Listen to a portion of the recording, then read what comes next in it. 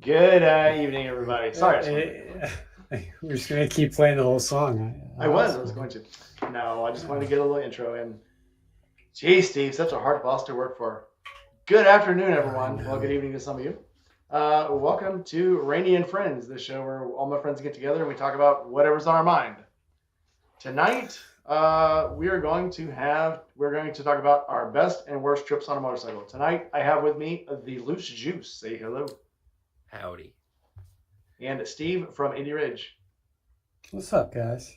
And the Mad Yankee.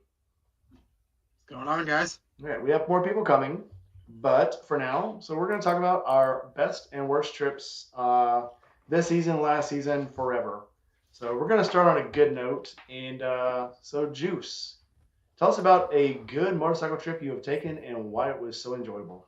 Well, first, before we actually get started with all this, if you all haven't been keeping up with the news, my quote-unquote patron saint, maybe, O.J. Simpson died today, so we're gonna toast to the death of O.J. Simpson. If the glove don't fit, it's not an Indy Ridge. Yeah, right. I like it. So I am the Juice now. No other juices that matter, right? That we know of. I mean, yeah, that we know of. Yeah, whatever. We can kill the other ones too.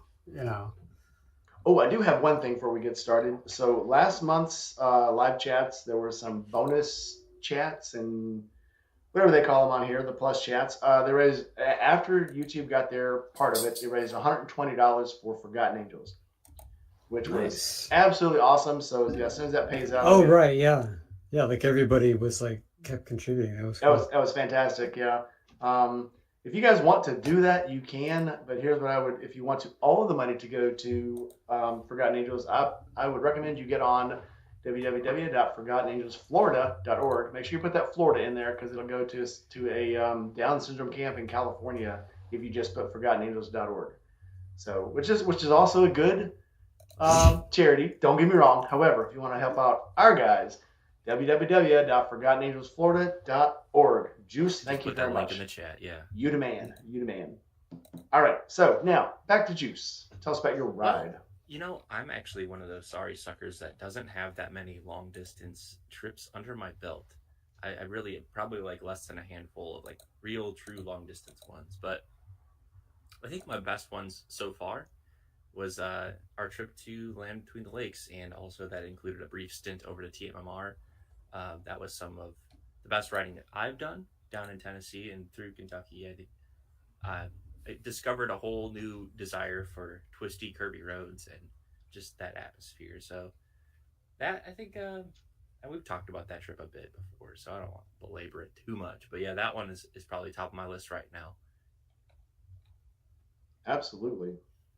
So what made that trip so enjoyable, other than the company that was there? I think that's the thing, though. It was the gathering of the weirdos, and obviously one of those weirdos in particular is Goon. We haven't seen him in a while, and so definitely sending our love out to that guy. Miss him a bunch. So I love you all, but him especially. That I think that trip was really important for him, and getting down there and kind of in his turf, if you will. So. But yeah, definitely the company. Absolutely. Plenty of dogs to pet too. Yeah, and cobbler to burn. I wish Sid was here.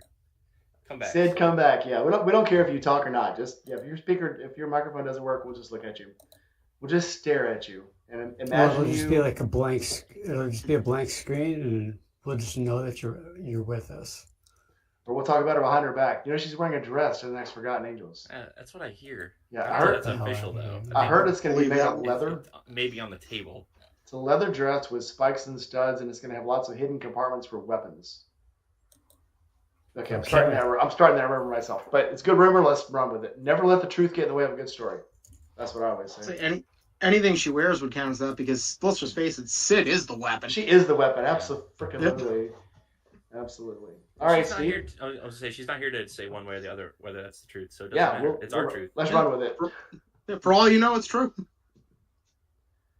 All right, Steve, tell us about your best trip. So you got all that good California riding. You get to ride in the mountains and the hills. And Tell us about your best ride. Yeah, like you guys forget that like riding on the East Coast and the West Coast is really different, and your ride and your style of riding, especially on the East Coast, is a lot different than ours.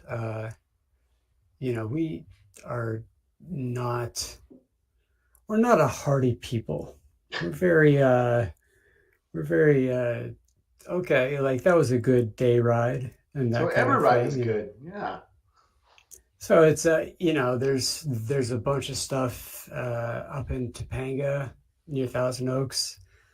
The Snake, obviously, which is kind of not that great, but it's obnoxious a little bit.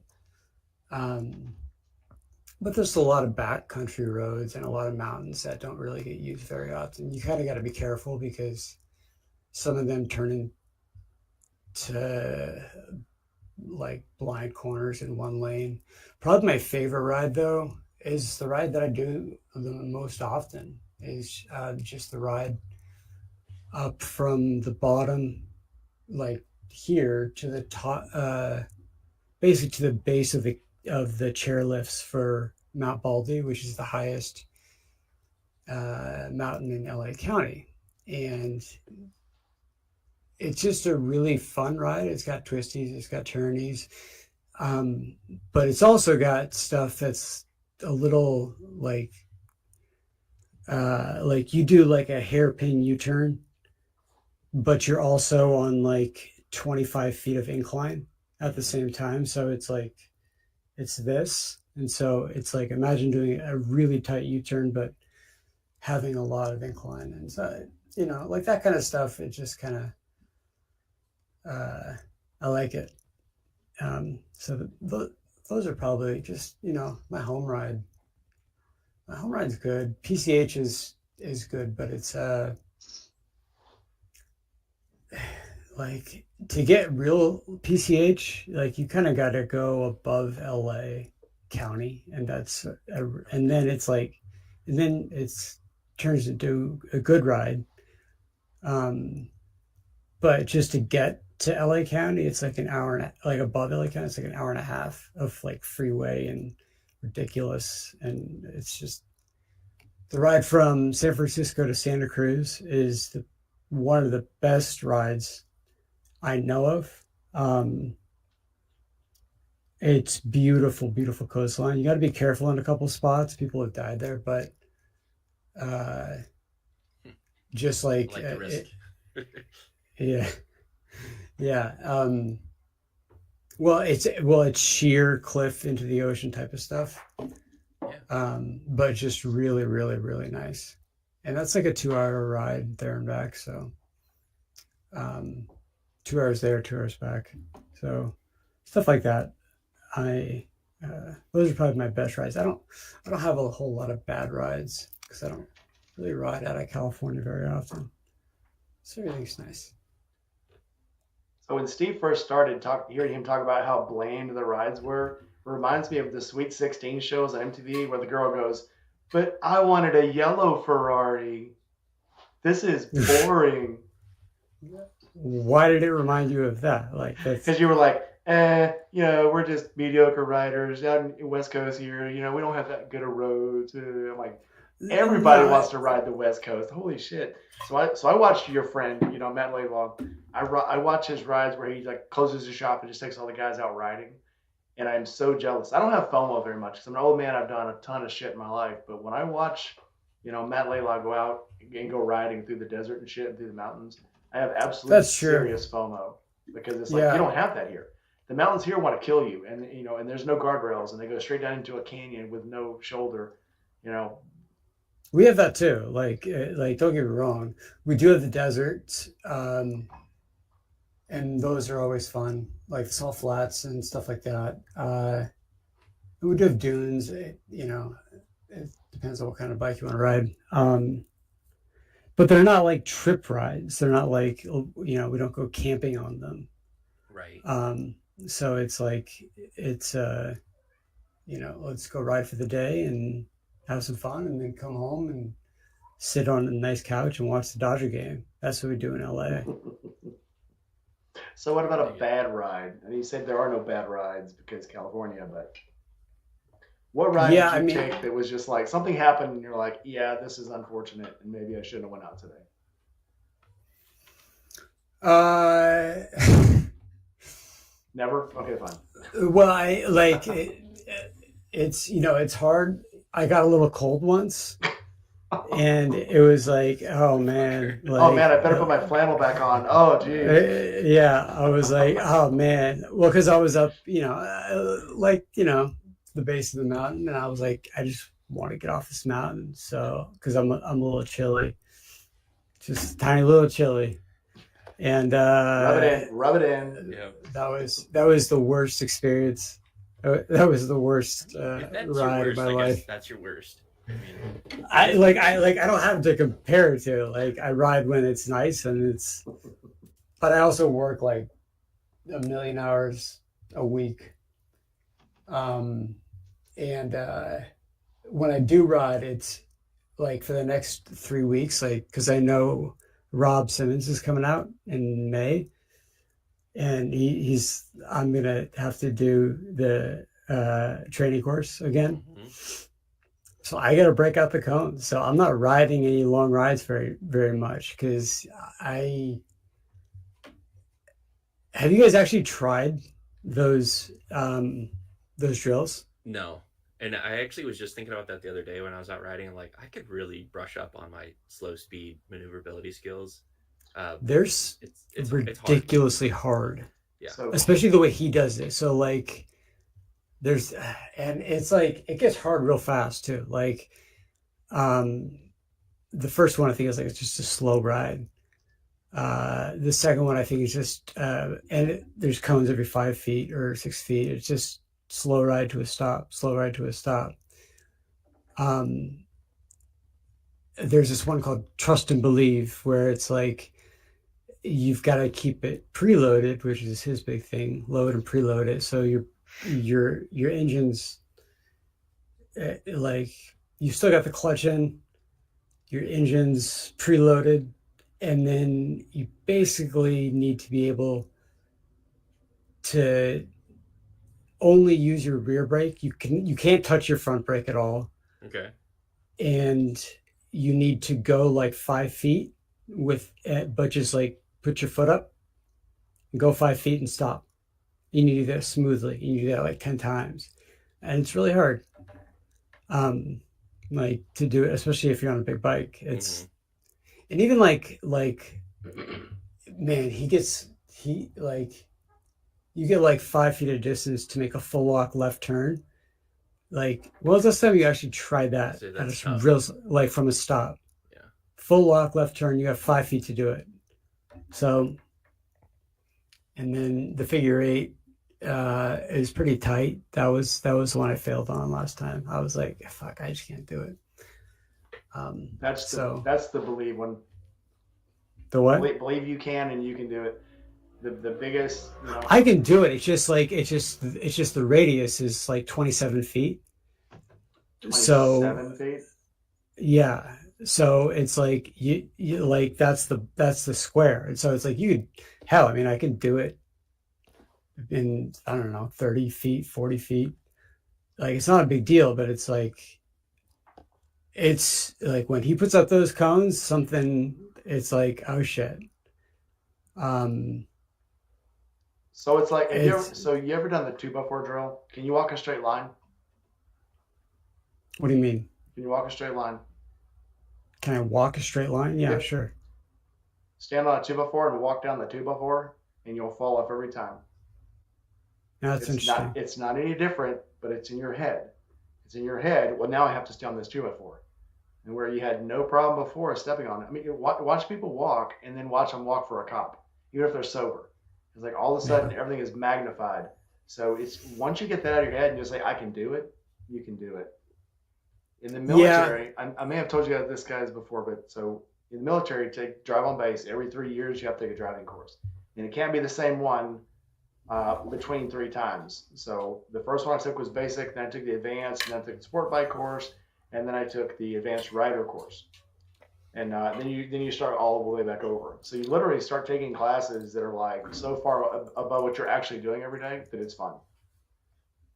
But you just have to keep taking them. So it's you just keep progressing through your skill. And the one thing they tell you when you get to the advanced classes, you can do this. You've done this every day. You do it every morning when you ride. If you ride every day, if you ride once a week, you're doing this. You just don't know you're doing it.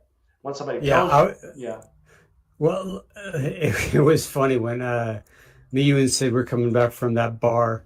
She was like, "There's like a U-turn. It's kind of tight up there, like coming up. Like, is that okay, or do you want to take the long way?" I'm like, "No, I'm probably fine."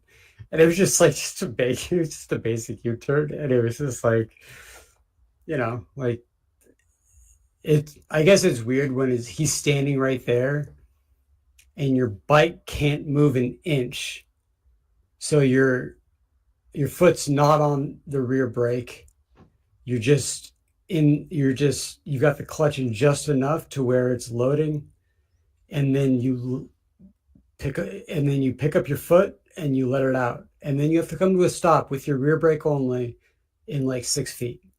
And it's got to be smooth and clean. And it's actually it's surprisingly difficult.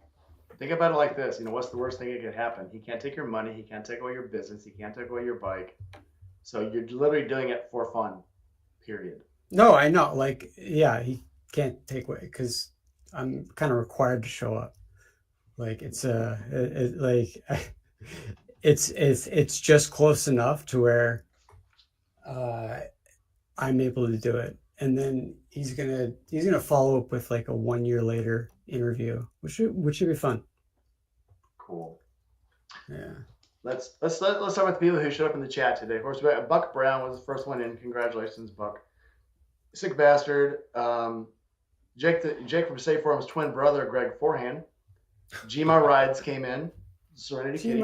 Did they not? Literally, from looking from across. So I wasn't wearing my glasses at the camp out, and I would look over and think it was Jake and get closer. It's Greg, and then I'm like, oh my god, okay, can't embarrass myself. Oh yeah, that's Greg. I'm walking up on. No, it's Jake. Damn it.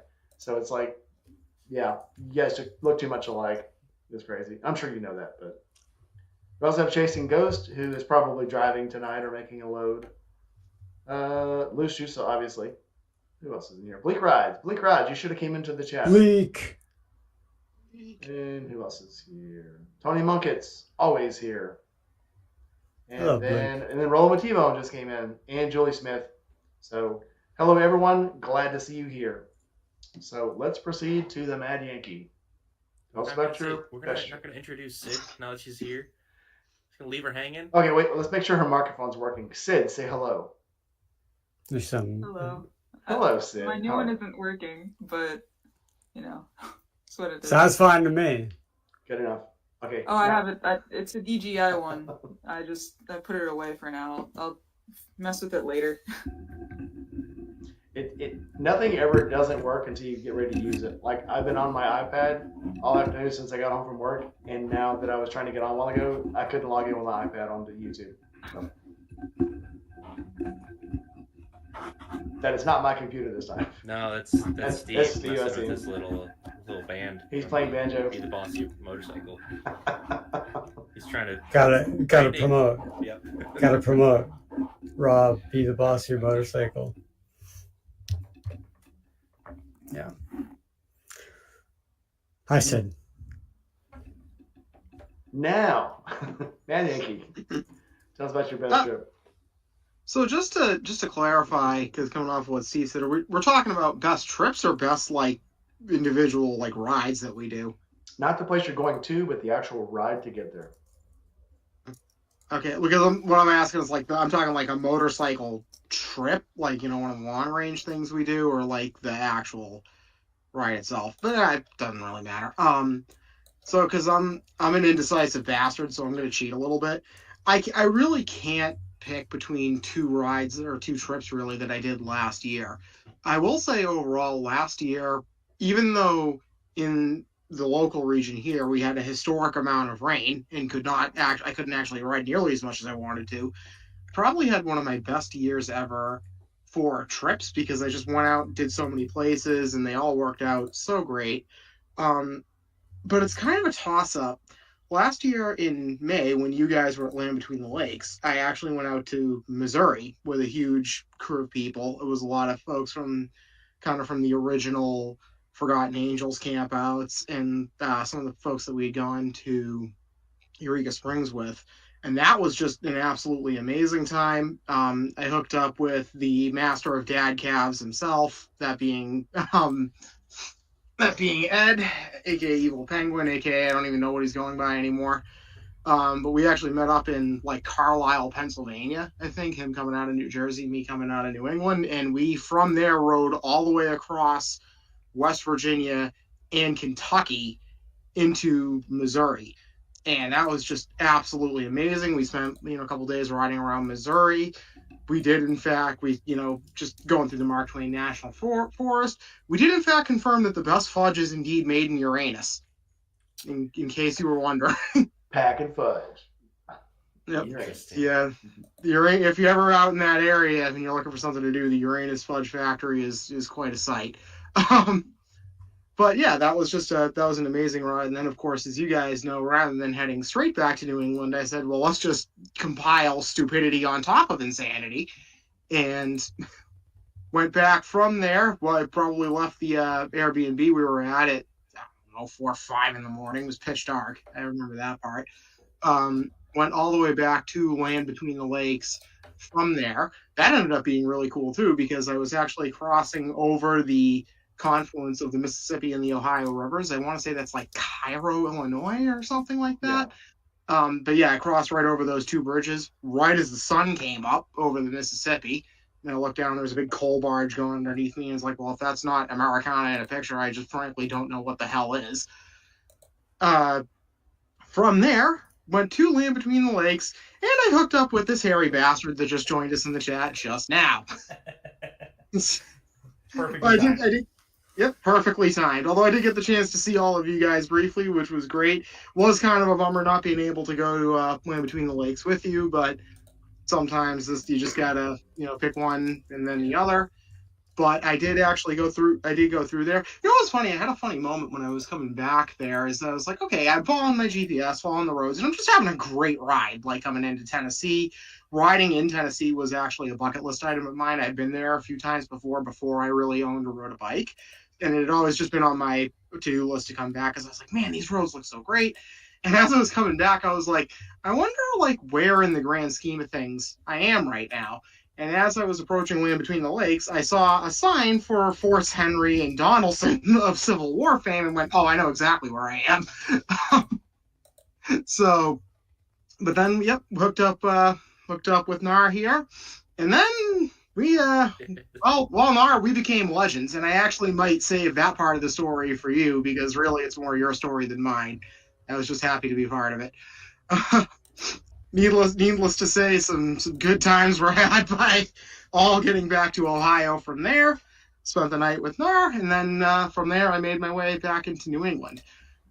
Unfortunately, for the purposes of not being an indecisive bitch, it is tied with one of the other major trips I did just that last year, and I've talked about this one on the stream before, but it is in fact the famous run that was made to the Jack Daniel's distillery. And that one for me is going to rank really high on the list for a whole bunch of reasons, not the least of which just being, I love riding with you guys too, but on my way there and back, I was completely solo, and I did so many things that I had spent a lot of time dreaming about, that I had wanted to see, that I had wanted to do. And there were some really, really intense personal moments that happened on that. On my way out, I actually rode across Vermont, which was great. I saw the sun come up over the Green Mountains, which was beautiful. From there, I went across New York, and I actually, sounds weird, but it was the first time I'd ever actually seen or put my foot in one of the Great Lakes. Interesting. Never seen it before. Happened to be going by Erie. I think I stopped by, it's like the Barcelona Lighthouse or something. I was like, yeah, that looks cool. And I didn't actually realize, because I was going through the Finger Lakes region in New York, I was like, there's actually some things to do here. I know fishing in the Finger Lakes themselves is kind of known. It's a known brown trout spot. But also, there's all those wineries and stuff around, which I was just completely unaware of. And I was like, wow, this would actually be a fun place to come and hang out. went across there, went into Ohio itself, and Ohio is Ohio. And then, Boo, Ohio. actually, you know what? I had a good time because the hotel I was, there was this nice restaurant that was attached to it. I got myself a patty melt and a nice cold beer, which after you rode like 800 miles is just a miracle. No other way to put it. And then from there, I rode across Kentucky towards Tennessee. I actually stopped by Mammoth Caves briefly, and that was great. We've talked at length about what happened next, the infamous run itself to the Jack Daniels distillery, which gave me unfortunately, Rainey, I will curse your name for this because now I'm looking at a lot of whiskey that is stacked behind my computer, and this is entirely your doing. Thank you. You're welcome. And you're welcome. Dick. Yeah. You're welcome, and I hate you. But nah. But we did all that. That was great, and like I said, one of the biggest highlight of the trip, really for me, was just that night we spent in the lobby of the hotel with the bottle of Jack Daniel's rye. Killed the whole thing and just talked nonsense BS stories for like 3 hours, and it felt like an hour though. It went it went by way too quick, even though it was like the whole night. What time was it? 3 in the morning. Oh well, shit. Yeah, I mean we ran out of whiskey that we had, and then went and raided the bar next door for more. That was a lot of fun. And then when I left, I went. First, I just sort of rode out of Tennessee, and I really this is going to sound weird, but I really wished I'd actually stopped by Oak Ridge really quick and seen some of the stuff there, because, growing up always a World War II history nerd, that's a name that looms large. And then from there, though, I got myself over to Afton, Virginia, spent a night just at a small hotel there, and it looks like we lost shoes. And then got up at like 4 in the morning the next morning, and went and I hit Skyline Drive. And I actually, that time, saw the sun coming up over the Shenandoah, like into the Shenandoah Valley, going through the mountains. And I cannot describe that. That was absolutely amazing. And then when I got off Skyline Drive, did that whole thing, I was just trying to make my way back towards New England. I was like, I got a little bit of time. It was like, if I see something that's fairly interesting, I might pull over. And I saw a sign, one of those brown National Park signs, that sent an absolute chill right up my spine. That being the sign for the Antietam battlefield. And I just said, I have to pull over. I have to go and do that. And stopped in there briefly, looked around at a few of those sites. That was really intense. And then, don't know if I actually have it in me to describe that fully right now, but made my way back to New England from there. So, yeah, a lot of things happened on that trip. I agree. It sounds like a good time. That was actually a good one to me. I have to ask this. Have I ever met Eddie Fresh? Because I keep thinking I have met him. And did he go to Lamberton Lakes? Did he show up? No, he was in Missouri with the rest of us for that. He actually iron butted his way back to New Jersey from Missouri, like in one day. I don't know how the hell he did that. Well, I know he's got calves and buns of steel, so that probably helped. But when you don't have a lot of vacation time and you have 2 little girls at home that want to see you, I think that's what gave him the determination. Yeah, that last bit especially, I think, is the real one. Absolutely cool. Oh, speaking of which, and I'll throw this out real fast, I was going to be limited on time because of the new job I have. They actually gave me an extra week of vacation in taking this job, so now I have 3 weeks of vacation to take. Hell yeah. So I'm going to work something out. Envious. I'm going to work something out. All right. Sid, you're up to bat. First, hello to Nothing at Random. Let's do this fairly. Nothing at Random. Hello, how are you? Good to find you. What a 50-50, huh? 50-50 means you're going to be here for half the show? Is that what you meant? Something like that. I was taking care of the house, fell behind in some chores and house maintenance stuff I had to do, and ran a little late. Absolutely cool. So now someone in the chat was asking about apps to use to try to find good rides that aren't all highway. TomTom, if you download the TomTom mobile app, you can do what's called fun rides, and they'll take you off of highways and take you on country roads and stuff. So they'll get you where you're going the long way. And I know this because one time I accidentally clicked on it, and it took me a really long time to make a normally 4-hour trip to get down to my dad's, because it took me through like Alexandria, Louisiana, backfield. This is the ride I tell you about when I opened up the BMW, just to see how fast it would go, because it was cornfields for like 3 hours. It put me in those cornfields, but absolutely cool. The TomTom app, if you download it, it will get you off the highways and get you on some really nice roads, and not get you lost on dirt roads. So just try it out. That's my advice. Now, Sid, hi. How are you? Hi. So we were talking earlier about your dress. So pink frills, are we talking red? I mean, we don't talk about that, Simba. You'll see it. we're all guessing leather with studs and spikes with pockets for weapons. Tell me I'm wrong. No, don't tell me I'm wrong. No, don't tell me I'm wrong. I'm thinking Disney princess. I'm thinking something tough. I'm thinking like Merida. Barmaid with knives in the bodice. That's what I'm thinking. What do you think? Don't spoil it for us. Don't spoil it for us. As long as there's some knives involved, I'll be happy, whatever it is. I'll make sure there's knives involved. Maybe like a pickpocket from the 1800s.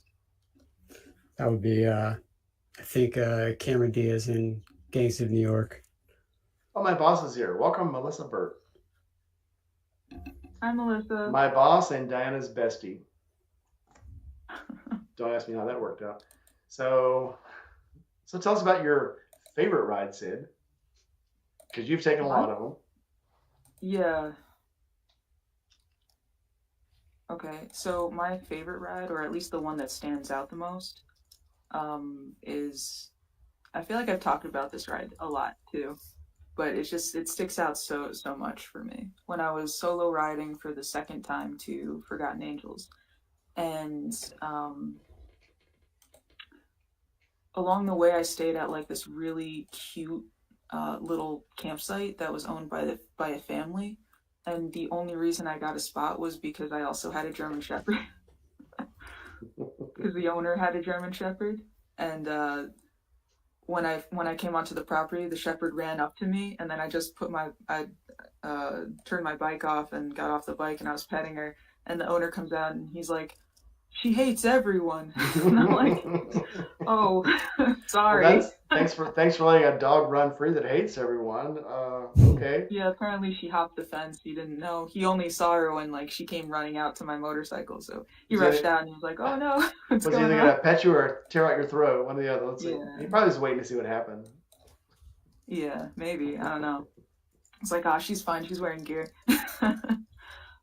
She's got That leather. aside, though, lovely spot. I love the Blue Ridge Mountains. It's probably one of my favorite routes to take. It reminds me a lot of Colorado, which I miss dearly. And I really need to go back there. But anyway, so it's just like this feeling of Sonder when you're going through those mountains and then you look over like at those scenic overlooks and you look out, especially at night, and you just see all these tiny little lights all over the place. And like you get this feeling that, okay, each of those lights, that's someone's life, that's someone's home. And it just takes you so it takes you so far away from your problems. It puts you in a mindset that's so far away from your problems because you feel so small in that moment. But anyway, that's my favorite ride because it gives me all the feels when I'm going through those mountains. And also it's terrifying in the morning when there's fog and deer. Okay, so what about your worst ride?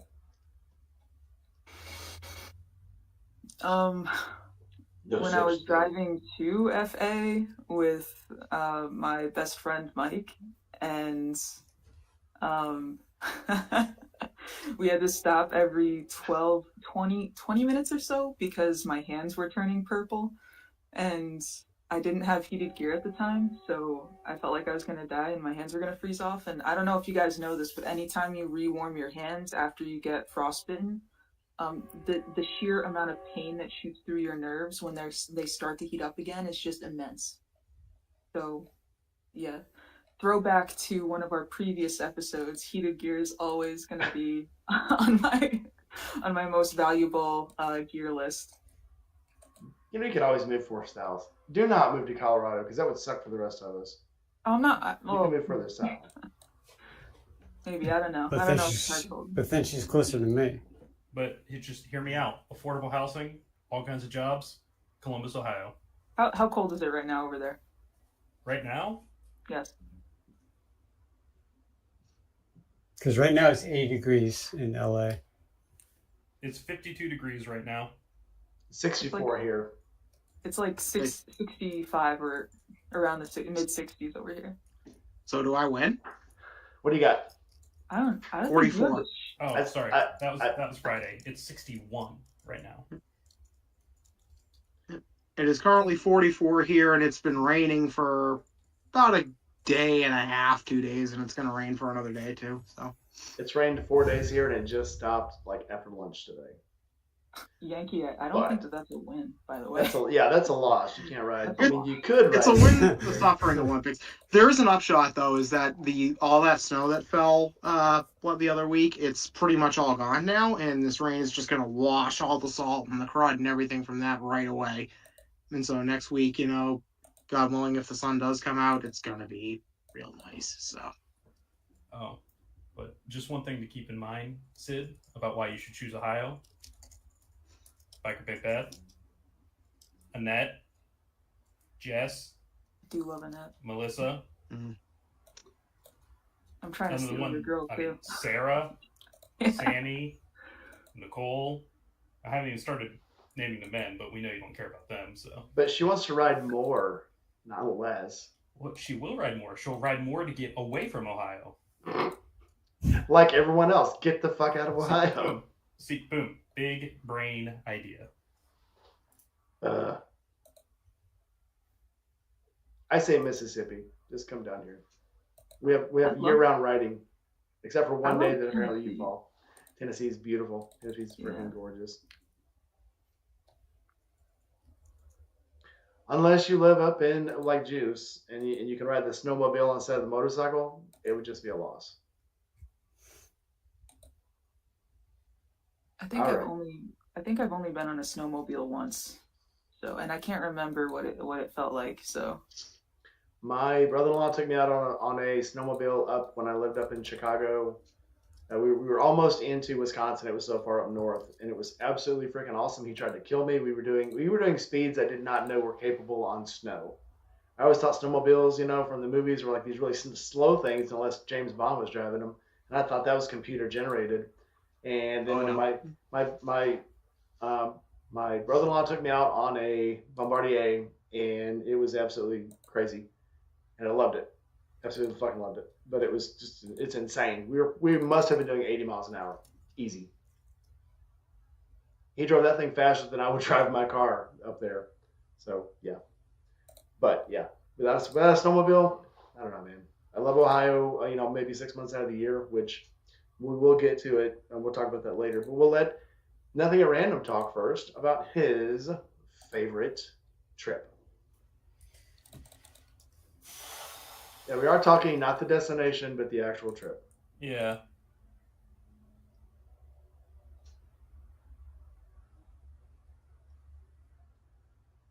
It's kind of a hard not one. a trick question. Yeah, it's a little hard of a question for me because I've not done nearly as many trips as everyone else here has. And I think when you do your trips, you ride them for sheer absolute misery. You don't ride to enjoy it. You're just trying to get there. A little bit. Quite a few of my trips have been just suck it up, get to the destination. Because most of my trips... Because you're in Ohio? All but one of my trips have been during what I still consider winter. You still want her to move to Ohio then? Yeah. It's like as long, anywhere from after March until like halfway through December, you can ride through most of that before it gets too cold to just absolutely need heated gear. I'm going to have to say probably my favorite trip, being the time on the road and not the destination, was the last trip I took on Essence on the Rebel before I got rid of it, because that was also my first trip doing any type of distance with other riders. So I had left after work on, a Wednesday, I believe, and rode through Ohio down to Louisville, Kentucky, and met up with Juice and Sentinel there.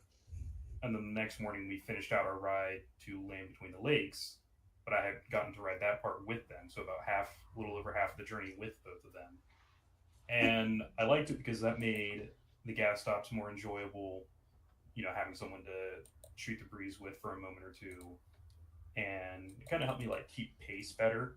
Um, because as Sydney will tell you from the first time she came to Ohio, I sometimes like to ride like a send it boy. At least I did when I had the Rebel. So having someone to keep pace with, so I didn't just kind of slingshot up and down the road, probably helped. And I don't know, it just felt it's just something about it that made it more fun for me having a couple of other people with me during the trip. If I had to pick a close second, it was my first ride down to FA, as terrifying as it was, because I had pushed myself past anything I had done yet. I mean, I was still a brand new rider, only had 4,000 miles of experience under my belt, almost no time being on the interstate at all, and I just said, I'm gonna do this. And it was terrifying, but I did it. I proved I could survive. And it's definitely probably the most memorable trip I did, just because of how outside of my comfort zone I had to get to finish it. Now, how about the worst? Was that also the worst? That was not the worst. I don't know. I mean, I've had even the rides that sucked, were still good rides. But if I had to pick one as being the absolute worst, it was probably the trip home from the October 22 wedding camp out, because of the 1,100 miles home, 600 miles of it I spent soaking wet in the rain because my rain gear had exploded on the way down, so I didn't have rain gear for the way home.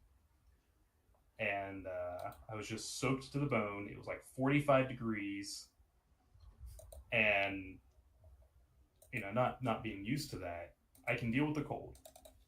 I can deal with being soaking wet if it's like 70 plus. Being soaking wet when it's 40,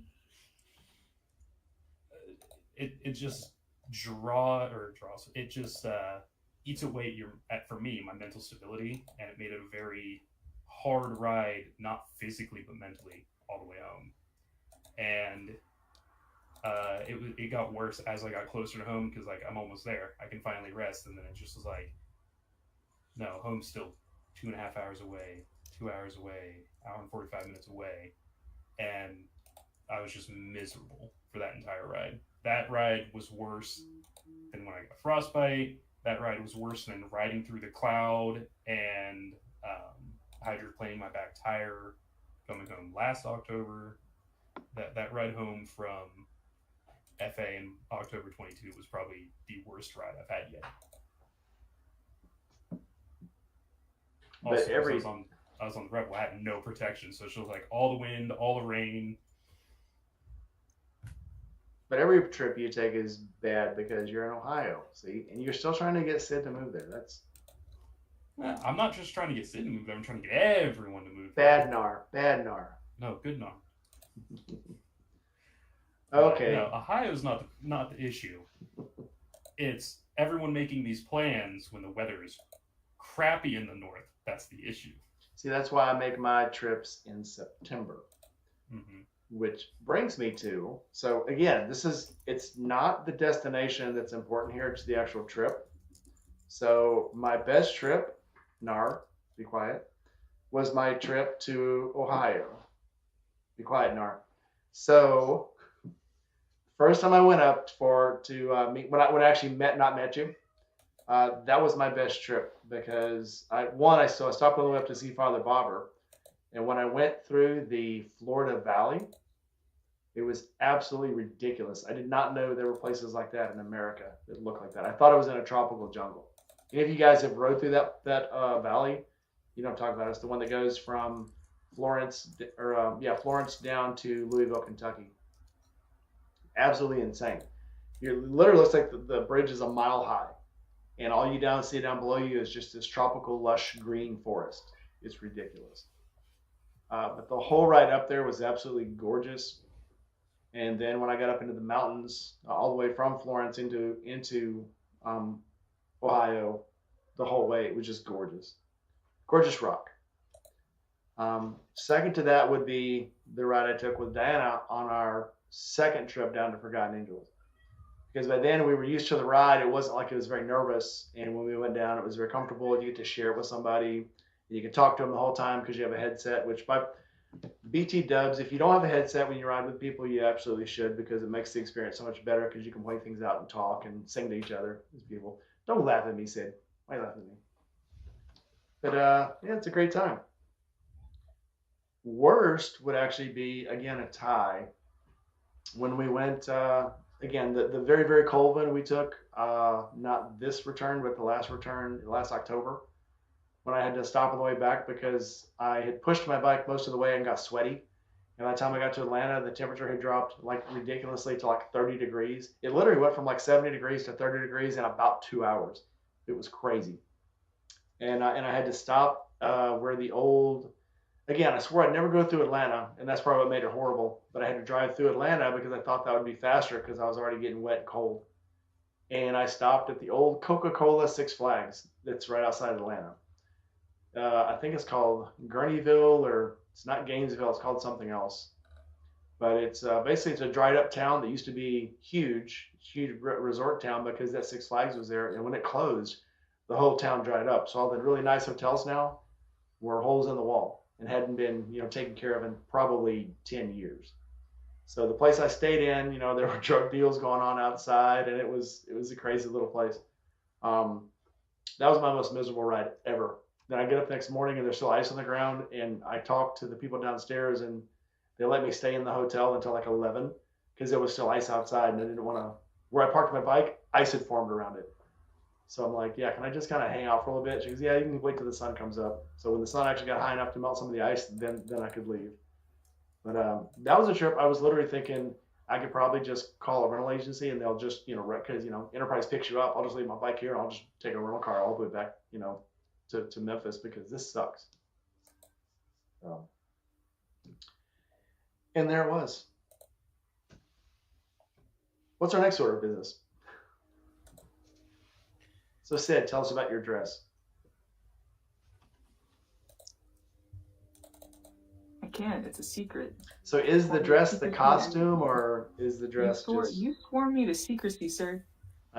So is the dress the costume? Just say that. Is the dress the costume, or is this something else? No, that is. I would say that can be the costume. Okay. I don't know. I haven't decided yet. I don't even know if I'm going to bring it or not. Okay. Fair enough. It's funny you all didn't ask me what my worst trip was. I thought you told us your worst trip. Well, I have live streams, but I think y'all know the answer. I guessed it was when the Broke King exploded. I'm just guessing. Aside from that, it was still a good weekend. But yeah, that was a good weekend. By default, that has to be my worst trip on the bike because it didn't make it back home on its own power. It's fine, man. You're going to have a redemption weekend. I was going to say, I blame Ohio. We're going to figure out real soon whether or not I can actually make it to Ohio and back on the Road King. Or, like, a few weeks. I need to set a countdown timer. Hopefully the weather holds out. I really do want to make that trip, like, soon. Yeah. I'm thinking about actually making the Ohio trip a little sooner. But, we'll see. Chasing Ghost, welcome to the chat. I feel like she's standing here. Oh, hi. Huh? She's froze. Hi, welcome to the chat. Can you hear me? Oh yeah, you're very loud. Let me turn you down. Yeah, we gotta turn the main down on that Skid Row.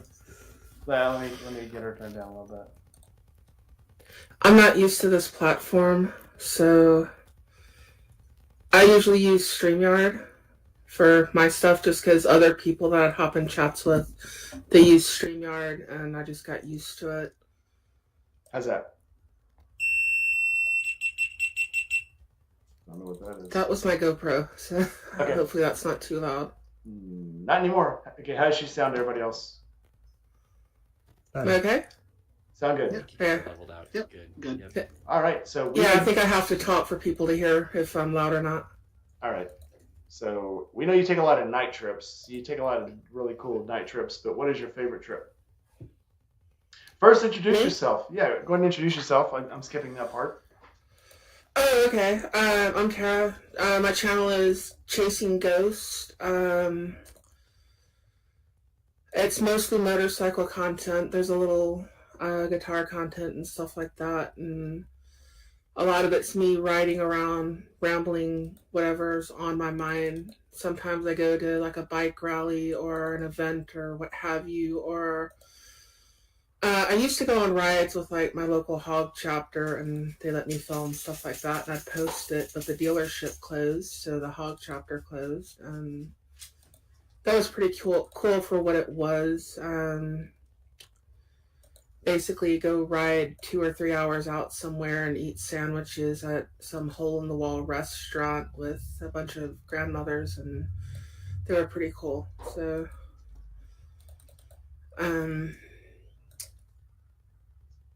so what's next? Your worst trip. Oh, my worst trip on a motorcycle. My worst trip wasn't that far, really. It was only about 40 or 50 miles, which is just commute to work kind of thing.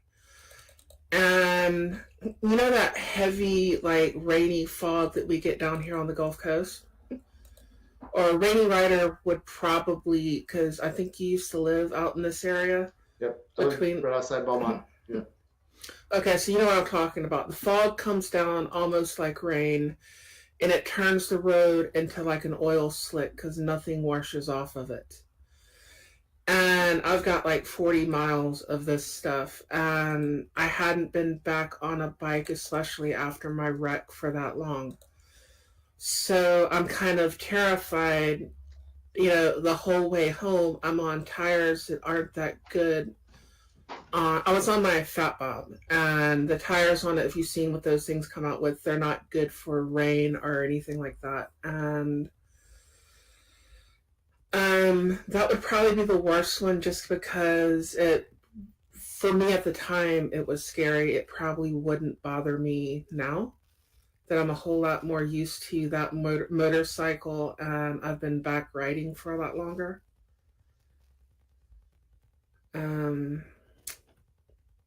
That would probably be the worst one. I haven't taken a lot of long trips. I've taken one that's like a day trip, which is to my sister's house, which is 540 miles away. And I went to her wedding. I took my lowrider, because she calls that one her birthday bike, because I happened to buy it on her birthday. And so I've got to bring the bike up there. And my nieces and nephews, they all want to hop on the bike. And if you've got little nieces and nephews and stuff, and you have a motorcycle and they want to hop on it, let them hop on it, You get the pictures with them on the bike. They think it's so cool. And so they all got their pictures on the bike. They all got to play on the motorcycle and all that stuff. If they put a tiny scratch in it somewhere, I'm not that worried about it. I will say that by the time I made it up there, I still had the stock seat on it. That stock solo seat that Harley Davidson's putting on all these motorcycles that should immediately be chunked in the trash. By the time I got up there, I had made up my mind that the first thing that I'd do when I got home was I was putting a new seat on it. And that was the first thing that I did, was I put a new seat on it because I was in pain when I got back. The speed riding home had more to do with just I was in pain and I wanted to get home as fast as I could. And so I'm flying down 45. I think I averaged probably 80, 85 going through Dallas, Which is normal. And, well, it's normal, but not at like 3 o'clock in the afternoon kind of thing. But you can hit that diamond lane on a motorcycle. And I just flew through there. But I'm sure you've been there before. It's just you're in pain, you're not comfortable, and you're just at this point where the riding's not fun anymore. If that makes any sense, Oh, because you're just hurting, and the only thing you could think of is, okay, this is my destination. I want to get there as soon as I possibly can, and just get off the motorcycle. You know, as much as I love to ride the bike, at a certain point, you're just in so much pain. And this summer, I have a trip planned going to. I'm going to end up in Champlain, New York. I live in between Houston and Beaumont. And my hair is so ridiculous right now. You're red. Yeah, I don't know if I'm gonna hit the pig trail in Arkansas or not. That's within a day ride with me anyways, because I can do that at other times. But I'm hoping to have enough time I can hit the Dragon's Tail of the Dragon, on my way up there, and then go see my aunt in Pennsylvania, head up the Northway and go see my uncle. He's an old school biker. He's got a 61 Harley that was chopped out back in the 60s.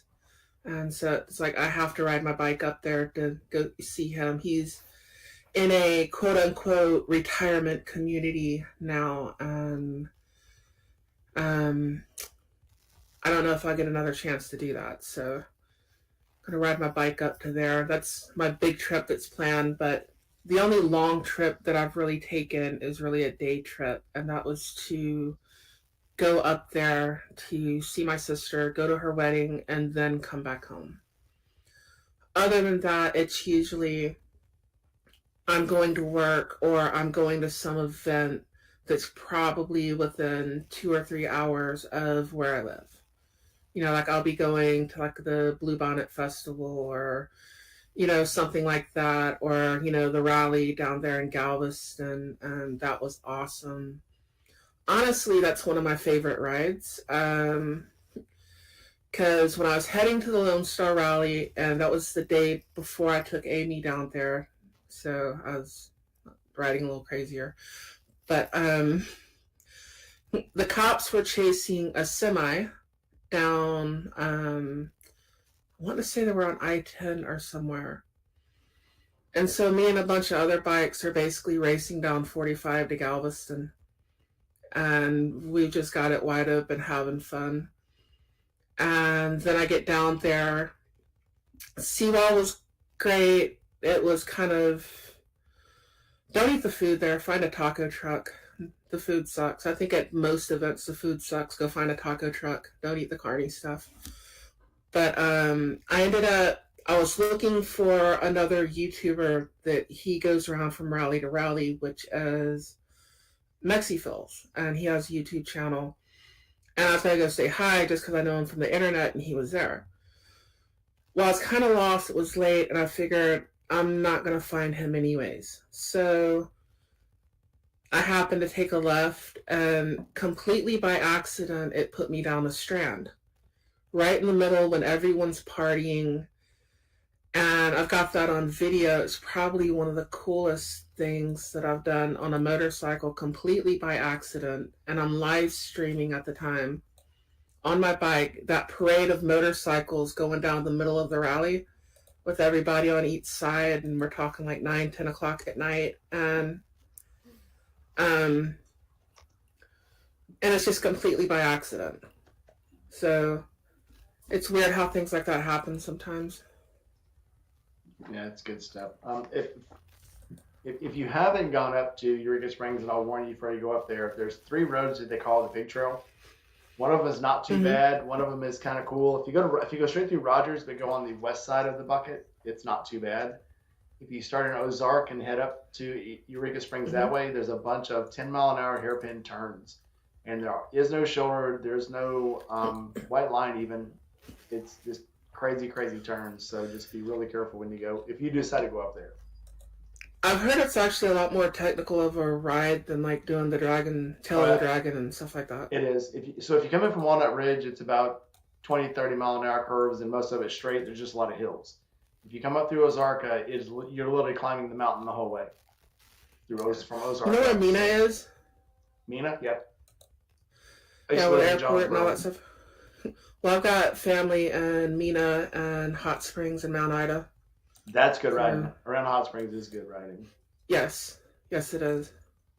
Then I grew up in eastern Oklahoma, so it's right there where the hills kind of turn into the flatland and everything. And you could find hills, you could find flat spaces. That's kind of a good area too. Anything like east of US 69. Get on Tahlequah, it's pretty good too. I do love it up there. Red Rider stepped in. Good evening, Red Rider. Introduce yourself. Red. Angel. Oh, You're on mute. no Sping. You're muted. Let me see if I can.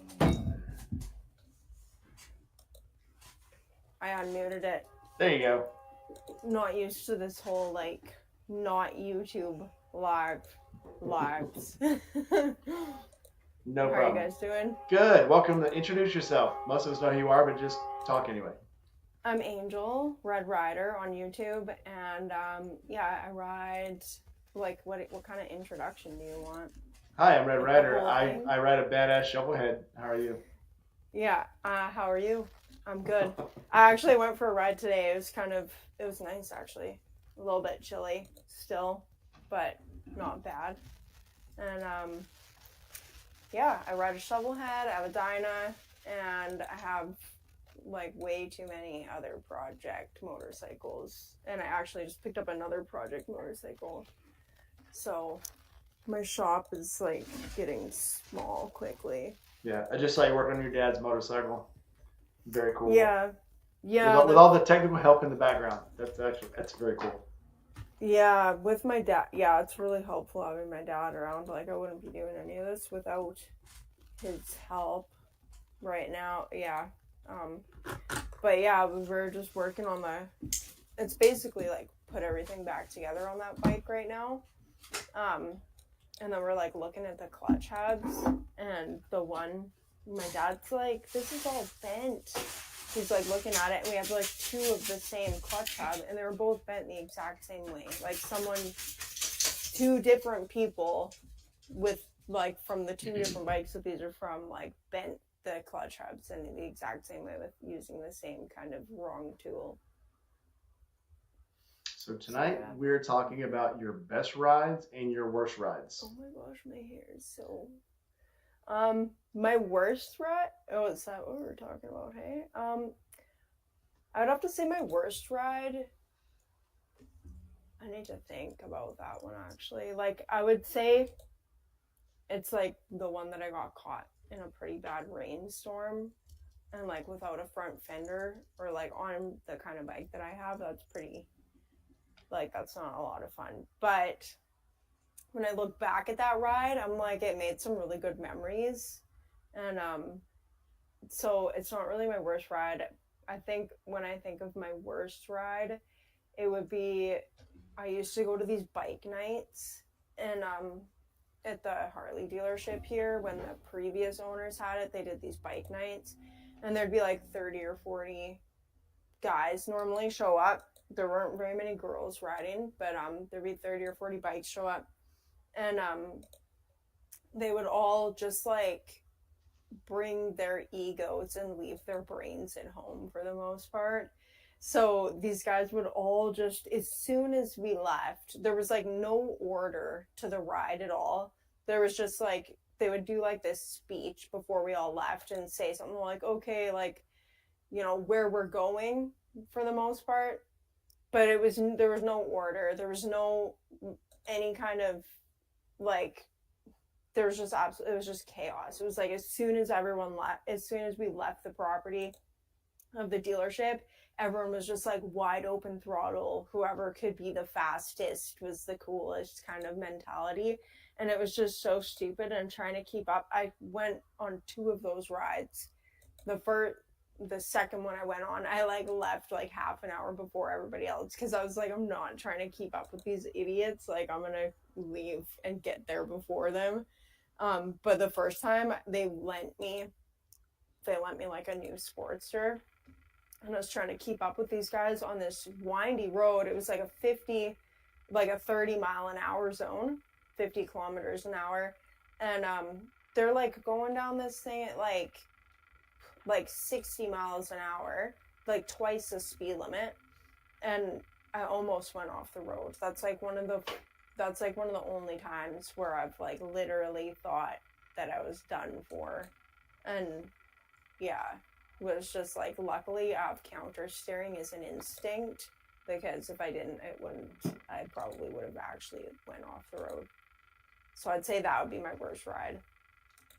Just trying to keep up with a bunch of like buffoons on their bikes. I don't think anybody yet has said their worst ride involved the actual wreck. And I know most people here have been in a wreck. But we didn't include that as our worst ride. Amazingly. Yeah, I've not actually ever been in a wreck, thank God. Not yet. I never say like that is never gonna happen, but I haven't yet. So yeah. I can't say I've ever been. The only thing I've ever crashed was a mini bike. And I crashed it like probably as good as you can crash a mini bike, or as bad, or whatever you want to call it. Like As well. I like dented my friend's fender of his truck with my face. It wasn't very fun. So you do have a new experience. You got to go riding in Florida. Yeah, it was and on nice. a few bikes. So what was that like? It was so nice, man. I like coming back to Canada in the cold, and it was just so cold. And when I got back, like everyone was like, "Man, it was so nice when you were gone." And then it was so cold when I got back, and yeah, and it's just been like rainy and cold. And I just put my bike on the road actually a couple days ago, and I've gone for a couple chilly rides. But it's not too bad. Like, I'm not riding with like chaps or anything like that, so it's warm enough. But yeah, riding in Florida was just like my kind of weather. I guess that's just like Florida springtime was nice. But yeah, like riding yeah, it was so nice. It sucked having to like come back and put a helmet on, actually. I never realized how much I never thought that I would care to ride without a helmet until I actually got to ride without a helmet in Florida. Yeah, and coming back, I was like, man, these things suck. Even like riding around in Florida after my first ride without the helmet on, and then having the helmet on, and it's just not the same. Like, just being able to feel, well, just like the helmet just feels like so restrictive. It's like, I'm like, man, this thing's choking me. It never choked me before. It's like I never noticed or cared because it's all I ever knew. And now I'm like, shoot, I want to move to Florida, but I can't bump start my bike if I live in Florida. Not enough hills, yeah. No. It being without a helmet is a novel thing, and it's all that freedom and stuff. But yeah, once you, again, you don't realize how dangerous it is. You do have a wreck with one on, and somebody tells you, and I've had too. They're like, "Wow, if you didn't have this on, you'd be dead."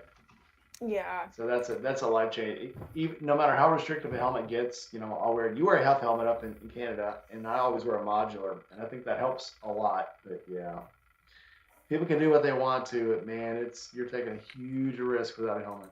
I'm just gonna leave That's what that. people say. Yeah, I don't know. I guess everyone has like really differing opinions about it. I don't really have a strong opinion either way. I'm just kind of like whatever people want to do. Yeah, I mean, people can do their own thing, but the wreck I had when I was in Arkansas, literally cracked the helmet and put gouges in it from the asphalt and from the diamond plate on the truck. And then the last one on the ice, I rang my bell so hard that it made me have a seizure. Oh my gosh. And if it would have not have had that helmet on, I don't even want to think about what would have happened. So yeah, people can do what they want. I'm not going to judge, but helmet for me, helmet. Period. Yeah, I really enjoyed riding with that one. I don't know if I would do it all the time. There'd definitely be situations and like depending on the time of day and like the kind of traffic and everything like that, I think that I wouldn't really be as inclined to ride without a helmet. But then you also have these people who have never worn helmets and they've just like, and they've been in accidents and everything and they've never had any kind of issue. Yeah. I'm going to say that's like the people that smoke and never get cancer. You really Yeah. want to push it? I mean, No. not to I throw hit a tree blanket on face it, but first. with or without a helmet. I had a full face helmet on and I hit a tree face first. Then I spent the next 6 months learning how to walk again. Yeah. I had the walker and then the crutches, and I'm still supposed to have one that attaches to my arm, but that is what it is. And I got a cane if I need it because of other issues, but my face would look like my leg if I did not have a full face helmet on. But I'm not going to tell anyone that they have to wear a helmet. I think that's a personal choice. Freedom comes with risk. You can't have freedom without risk. And as for me, I wear a helmet, and it's also hard to strap a GoPro to my head without a helmet, and I'm Didn't look generally cool. filming, so probably, yeah, but no, it helps, the chin mount and all that kind of stuff. That's probably got more people wearing helmets that you can attach the camera to the helmet, but I grew up with people who always told the story of their friend that would have lived if they wouldn't have been wearing a helmet because their head swelled up in their helmet and all that. And I'm like, how fast were they going? How hard did they hit their head? They would have been dead if they didn't have the helmet on. And unfortunately, they still died. That's tragic, but I don't think the helmet was as much the issue. That, and they come off your head easier now, too. Most of them are made where the bottom part of it, where they can pull it out, they have ways to take it off your head, worrying about the neck injuries and stuff like that. Yeah, and again, even with the neck injury, it's safer to have it on after an accident because it helps with the, with the stability. That's just like, people when seatbelts, and I don't know, many of you probably are old enough to remember when the seatbelt laws first came out and people were fighting them, tooth and nail. And they were like, well, if you hit a tree going 100 miles an hour, that seatbelt will rip you in half. That seatbelt's dangerous. And it's like, if you hit a tree going 100 miles an hour, you got bigger problems. I remember not wearing seatbelts. I remember not wearing seatbelts as a kid in our family van. We had like some flat-nosed hippie van that we all drove around in, and my parents had 8 kids together, and we had no seats in the back of this van for like the longest time. There was this one red velvet chair that was in the back, and it wasn't like bolted to the floor or anything like that. And we would all fight over who got to sit on the fenders and who got to sit in this red chair. And I remember like sitting in this chair, and it was kind of round. It was like so 70s. It was kind of like rounded, and going around if like we were on some windy country road, like going around corners fast enough, this chair would like roll around in the back of the van. It was pretty fun. Reminds me of station wagons. They used to really be popular. I think Suburbans and stuff took the place of station wagons and all that, but you and all your friends would be going to some event with one of your parents, and you're all just piled in the back of a station wagon with the seat folded flat, and you're passing around drinks and food and everything else, or you're in the bed of a pickup and deer jumps out in front of it and they slam on the brakes. Kids all in the back having a little picnic. Steve is wearing our matching shirts today. That is a Ride Factory flannel.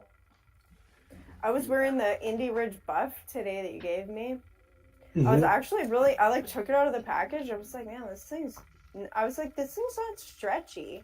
But then I realized it's stretchy like only in one direction, in like the direction that you need it to be stretchy in. And I actually really like it. It's like a nice breathable, like almost it feels like cotton. It's almost like a gear doing kind Very of good gear. a little bit. I hate when clothes feel weird when you get on the bike and then it's like you're trying to get your clothes adjusted before you take off kind of thing because they just feel weird in the wrong places. But I hate having to bundle. That's probably my least favorite part about cold weather riding is having to bundle up. And then feeling like you can't move. It always makes me feel like that kid in the Christmas Story. And he's like, yeah, he's so bundled up and trying to run away from the bullies, and then he just falls on the ground and can't get up. Well, you know, if you don't live in Canada or Ohio, you don't have to bundle as much. I'm just gonna throw that out there. As long as I have something that's leather or blocks the wind pretty good, I'm fine. You know, most coats aren't going to do anything for wind like normal coats, not riding coats. But if you got a leather jacket or something, which leather just seems to be the best thing if it gets, you know, any kind of cold down here. I mean, you know, the darkest days of winter where it's like 40 degrees and every once in a while it hits the 30s, and just as long as you have something that will block the wind, you're pretty good. I used to say, because I used to live in Texas, and I didn't understand all these people that were wearing all these weird jackets and stuff on TV, and I'm like, why are they wearing so much stuff? It doesn't get that cold. I can go through the whole winter, you know, with my windbreaker and my flannel shirt. And then I get stationed in Norfolk where it got 10 below zero. Then I went up to Rhode Island where it got 30 below zero. And then I went to Chicago where it got 40 below zero a few times without wind chill. And so yeah, your perspective really changes once you actually get exposed to real weather. That's just like people up north don't understand what hot is. You know, when I tell them, you know, it's been 80, 90 degrees on Christmas Day, nobody believes me. But it was 105 like every day for 3 months straight, 90 plus humidity. You know, and people are talking about you're wearing this kind of gear. I'm not wearing anything but gloves. You're lucky I have anything more than gloves on because it's just way too hot. Yeah, wear pants. Required. Yeah. Only because it's required. Yeah, but when it's that hot, if you've ever been stuck in traffic someplace like Houston and it's that hot and there's no wind in August. The wind is in like February, something like that. There's no wind unless you're moving. The sweat doesn't leave. It's just humid. It's sticky. You're not bundled up with anything. It's like, what is the least amount I can wear that is legal? Okay. So I am sure Yankee Sid and Nar can speak of this. You guys leave when it's in the 30s and 20s sometimes to go down to Forgotten Angels, and then you get there, it's 80 degrees. So what's that transition like? Even coming from where I come from, I mean, I've left here and it's been 45 in the morning, and then by the time I get to the hotel in Atlanta or in Tifton, it's like 70, and I'm shucking clothes like every other gas station on the way down. So what's it like for you guys? You literally have to wear an entire year's wardrobe down there. No, so now that I have that heated liner. I actually, oh my god, my cat just body slammed my other cat. Anyway, when I ride down now, I just have that liner. So, I don't really need that much in terms of keeping warm because it's literally 20-degree weather even after wind chill. It feels like a summer day or like a summer evening. Feels like at least 40, yeah. Yeah, it's made my packing so much easier. Because I just have that liner, and if it gets too hot, I just open that liner up, and then I stop at my next stop, remove it. This liner. But like I used to pack like 7 different jackets. So Sid, that liner, is that a heated liner? Yeah. Okay. I know you guys don't like that artificial heat. No. I get acclimated to the wrong weather because a lot of times I'm running north and south, especially hauling chemicals. You go like back in the oil field, stuff like that. So I'm leaving like Houston, Pasadena, Deer Park, and I'm going to Williston, North Dakota, Sydney, Montana. You know, I don't go to like Alberta or Newfoundland or any of that anymore. I kind of keep it down here, but I still go places where it will get 20, 30, 40 below zero. Then I come down here at 60 degrees and everyone's dressed up like Eskimos, and I'm in shorts and a t-shirt because it's hot. So I'm not acclimated temperature-wise to the weather where I live. Because for some reason, if you're going to that weather, you get acclimated to that weather, even if you live down here. I don't know why. I never got so I spent a lot of time in the Navy in cold places, and I never got acclimatized to it. It doesn't hit me as hard, but I still do not like the cold. Actually, I hate the cold even worse now than I did before. Yeah. And especially Ohio. Sorry. So I'm seeing Jima also is a heated gear fan. Nar. Gmon knows best. I'm just saying. I'm gonna do whatever What can Gmon I tells say? me to. Yeah.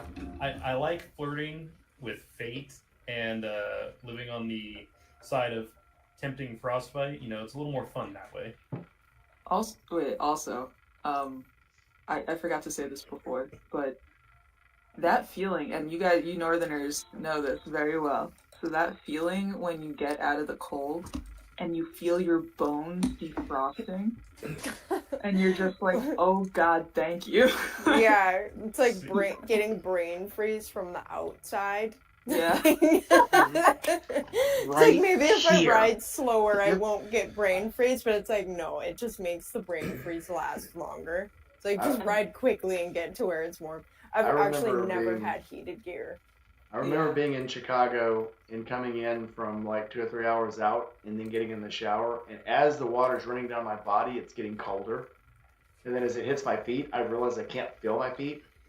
And the water coming off of you is just stupid ice cold. And then the funniest feeling is feeling your lungs start to warm up, because all of a sudden it feels like inside your chest, you feel like you've just swallowed ice cubes. And you don't feel it though till you start getting warm again. There's people that have heart attacks, especially truck drivers, because they'll be doing a drop and hook load, something like that, and they're not used to the cold, especially if they're not from a cold area, and people who aren't from there don't breathe through your mouth, they don't know, cover up and stuff like that.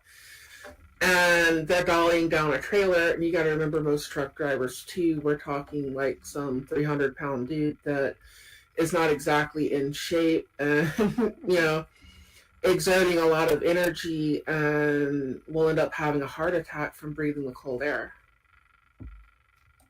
Yeah, you gotta be careful. So. Go ahead. Red Rider, one other question. One other thing we did talk about, the difference in Canada and the good old US of A. What did you think about our food when they brought it out? Oh my gosh, like that shrimp boil, or I don't even like shrimp, but that whole boil situation is going to live in my soul for the rest of my life. Like, I loved that. Like, and I just want to eat those potatoes again. Like, it was so good. And on that butter, when I saw him pouring all that butter on there, it was like, yes, I'm home. It was so good. Like, I literally, like, that's probably one of the things I'm looking forward to the most about going back is another boil. I'm like, I just want those buttery boiled potatoes and sausages. I'm thinking about when the waitress came and dropped off our tacos. And That you food, said, they were so big. it was, Yeah, you go back, and I heard it behind me. I'm looking at my food, and I hear behind me, that's so good. Guys love to hear that. But she was actually like amazed by the size of our portions. I'm like, yeah, we're Americans. We eat like this all the time. Yeah, I was like, and I've actually heard that before. Like, I don't even know where I've heard it, but I've heard it. Like, it's a thing. Like, American food is like a thing, right? And American sized. Yeah, and like then the tacos, I was like, man, if this was in Canada, I was expecting them to be like half that size, and they were so oh my gosh, like.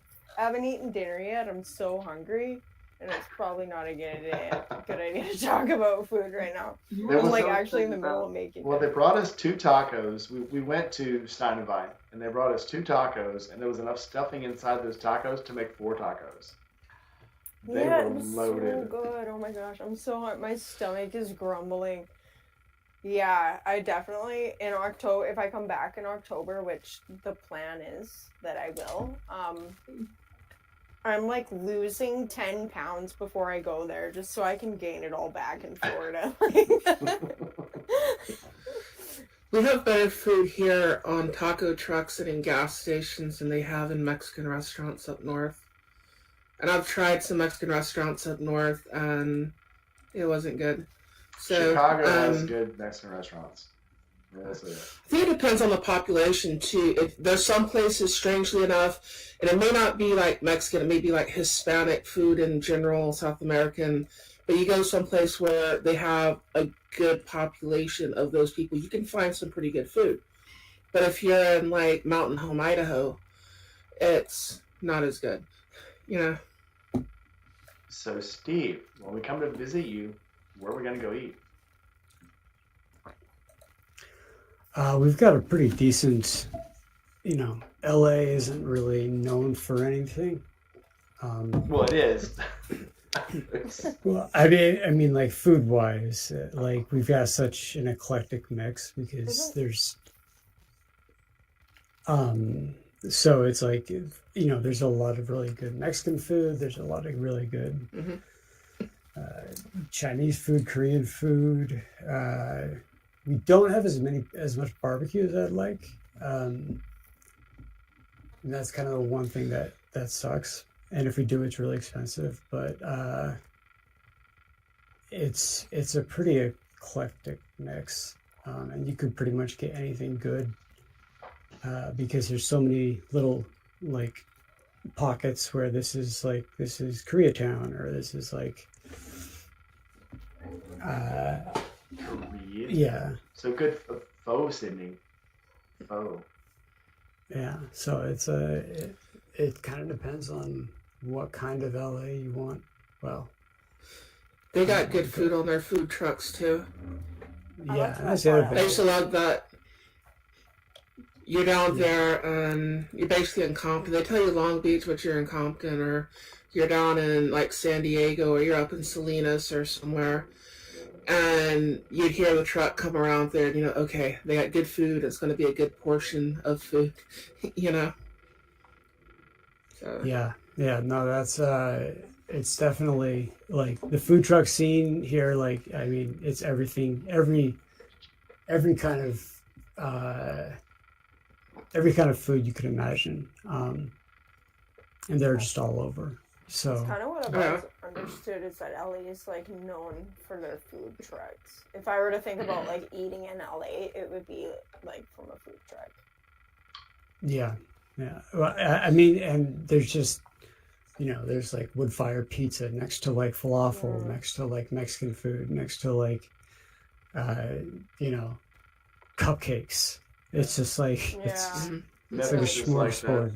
When I used to take Diana for her treatments, the hospital downstairs had food trucks. So Memphis has a food truck fair once a year.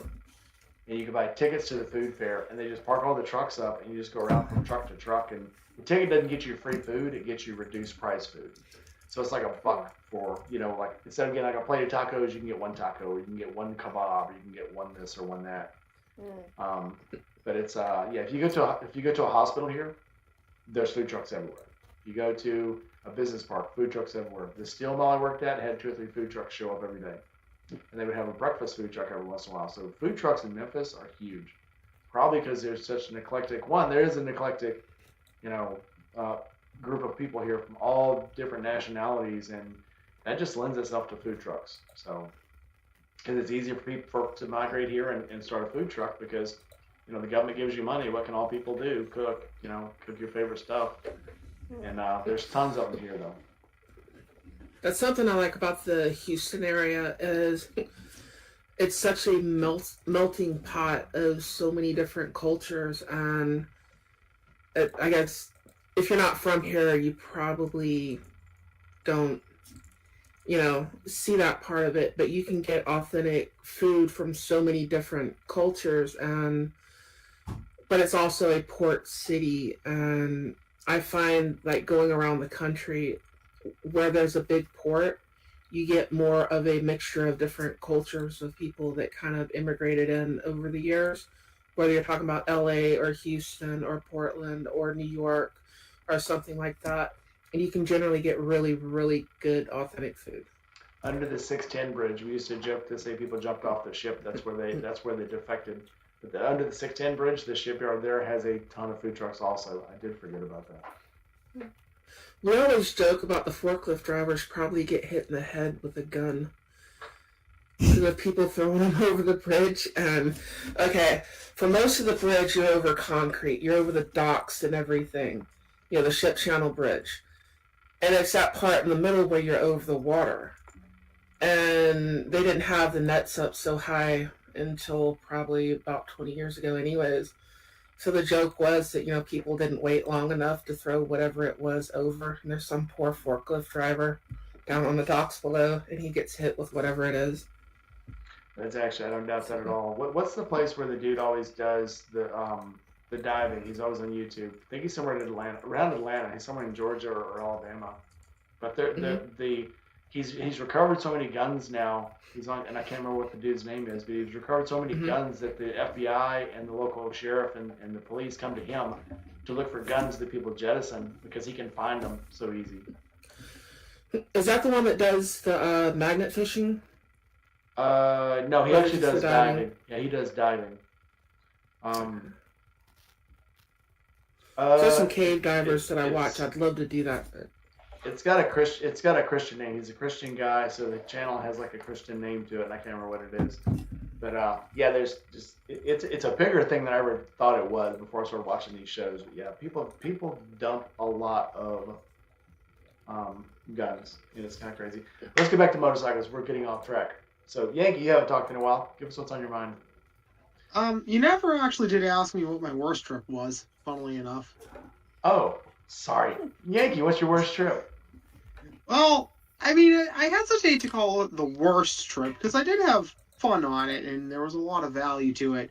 But I will say unequivocally, the hardest trip that I've ever done, the hardest riding, had to be the infamous, was it 2021, 2022? The Eureka Springs run. 22. That you were and I were on. Easter, that was Easter 2022, yeah. Yep, that was definitely challenging, especially just because, I mean, straight up, the weather was awful. Like, the way out, there was a bunch of rain, it was kind of cold, we were dodging thunderstorms that were producing tornadoes just to get down there. But the way back, I mean, it got really dicey. There was that last big snowstorm coming all the way across the plains, and I basically stayed half an hour ahead of it all the way back to the coast. And when I got into Pennsylvania, around the Allegheny Mountains, I mean, it was because it was like in the 30s up at that point, which isn't in and of itself too bad, but there was like a really nasty crosswind. I think it had to be gusting like up to at least 50, 60, and it was perfectly perpendicular to my route of travel on the bike. So I'm just getting blasted with these awful winds, and man, there were times when I thought that was it. This is the end of the line. I'm gonna end up dying here in these mountains. Fortunately, I didn't. And Sid, you may be shocked to hear this because I may not say this too often, but when I actually got over the border into New Jersey, I sighed a big old sigh of relief because immediately the temperature went up like 15 degrees. I was in the area where it would be rain if the storm caught me and not snow. And I had this immediate feeling that it's like, all right, it still might suck from here on out, but I feel confident that I'm not going to die and that I actually did get over the worst of it. Then from there, it kind of evened out. But yeah, that was really, and that was like the first big trip I had ever been on. Actually, was that thing. I'd never done a 1,000-mile plus trip before that. The only long range trip I'd done before that was when my dad and I ran from just outside where, we used to live, just outside Boston, Mass, basically to Lake Placid, New York, and back in one day. And that was to go up to the top of Whiteface Mountain, which happens to be in that area, which was really nice, and we did enjoy that, but that was a tough ride, too. And it was August, but because we left at like 3:34 in the morning, something like that, and it was abnormally cold. So we were like in the 40s, and the problem was the sun was coming up and warming things up, but we were progressively going farther and farther north away from the coast, and it just got worse and worse and worse the more we did it. So we just like stayed in this weird 40-degree temperature zone the whole way. And when we got to Whiteface Mountain and rode all the way up to the top of it, it was in clouds, and we couldn't see anything. So we still had a lot of fun though. We scouted a bunch of targets to kind of hit on our next run up there, and then a couple weeks later, we actually I rode out there with my dad again, but he had my mom on the back of the Chief, and that was a really really fun trip we did. So it was all worth it. So yeah, I hesitate to call any motorcycle trip the worst because, well, I mean, it's always fun, and even when those trips don't go like you plan, there's always something to be gained from it, something to be learned from it. I will say after that infamous Eureka Springs run, it takes, I'm not trying to brag, but it takes a lot of weather to actually scare me at this point. Because after that, it was like, it just permanently shifted my perception of what constitutes cold and what constitutes bad weather. So if it's like 40 degrees and raining, I'm like, yeah, this sucks. And if I'm in like bad conditions, but I'm going less than 100 miles, I'm like, oh, okay, it'll be over soon enough, and then I can just hop in a shower and everything will be great. So Yeah, it was a character building experience. The only thing that really, really scares me is wind. Because wind is that one variable you can't. If it's cold, you can shelter yourself. You can put on enough clothes. When it's raining, you can put on your shell or whatever. When it's windy and it's gusting is the worst. If it's coming from one direction, you can kind of handle that. But when it starts gusting, and all of a sudden you see this bridge coming up, and you're like, is it going to get worse when I get over that bridge, or is it going to get better, or is it going to like blow me off the other side? That's the only time it gets really, really scary. So. The worst part of the trip was the tornado that we had to do. And I think it was coming back in March. Was it March 23 that we had the big bad storms? Yes. Coming back in March was the bad storms where I got between the two tornadoes. I'll remember that trip forever. But even though that wasn't the entire trip, wasn't the worst one. That was just the worst little part. So. Even a bad trip, you're tired, you're hurrying, bad weather, what have you, you end up with this experience and a cool story that you're almost nostalgic about later on. Like you're telling stories about that trip, and it's like, you've got a cool story from doing it.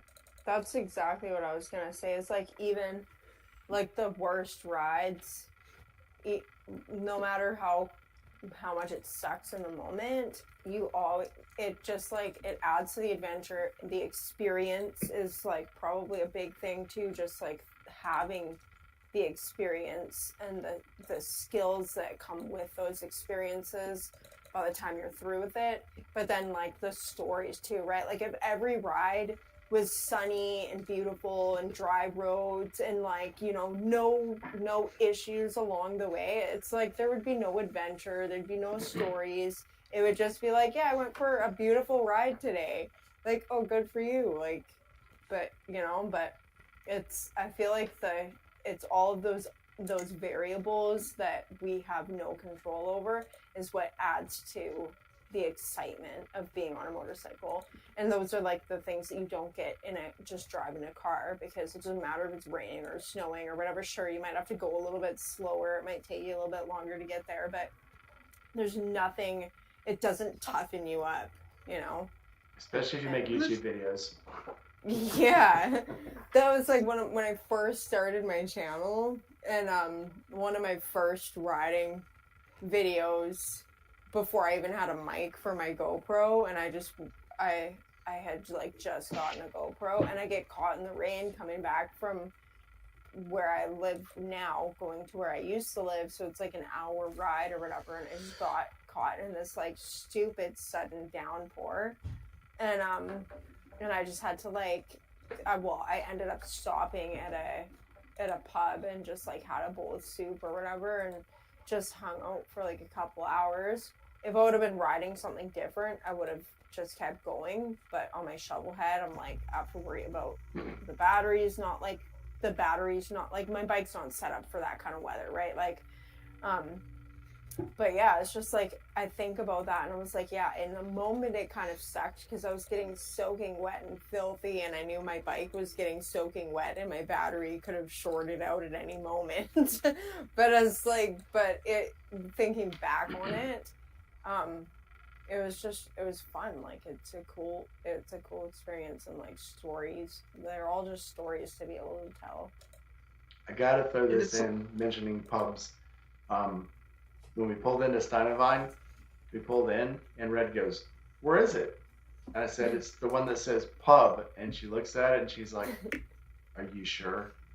Because it doesn't say the name of the restaurant. It's just pub. It I was says like, pub. okay. It's like, All yeah, you need to know. Looks shady. I'm in. she's like, At least it had windows. Okay. Yeah, what's on the inside is not reflective of what's on the outside. You know, you're looking at the outside and it's like, we might get shanked in there. And then We you have walk this- in and it's like a 4-star restaurant. It's So- really nice in there. The Yeah. pennies on the counter. I was like, we don't have pennies in Canada anymore. We did with whatever you want to call it. I don't know the word I'm thinking of right now, but whatever. We got rid of the pennies, so we just don't have pennies in Canada anymore.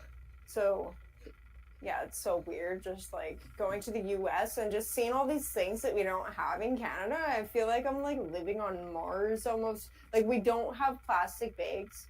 We're not allowed to have plastic bags anymore. They're basically illegal.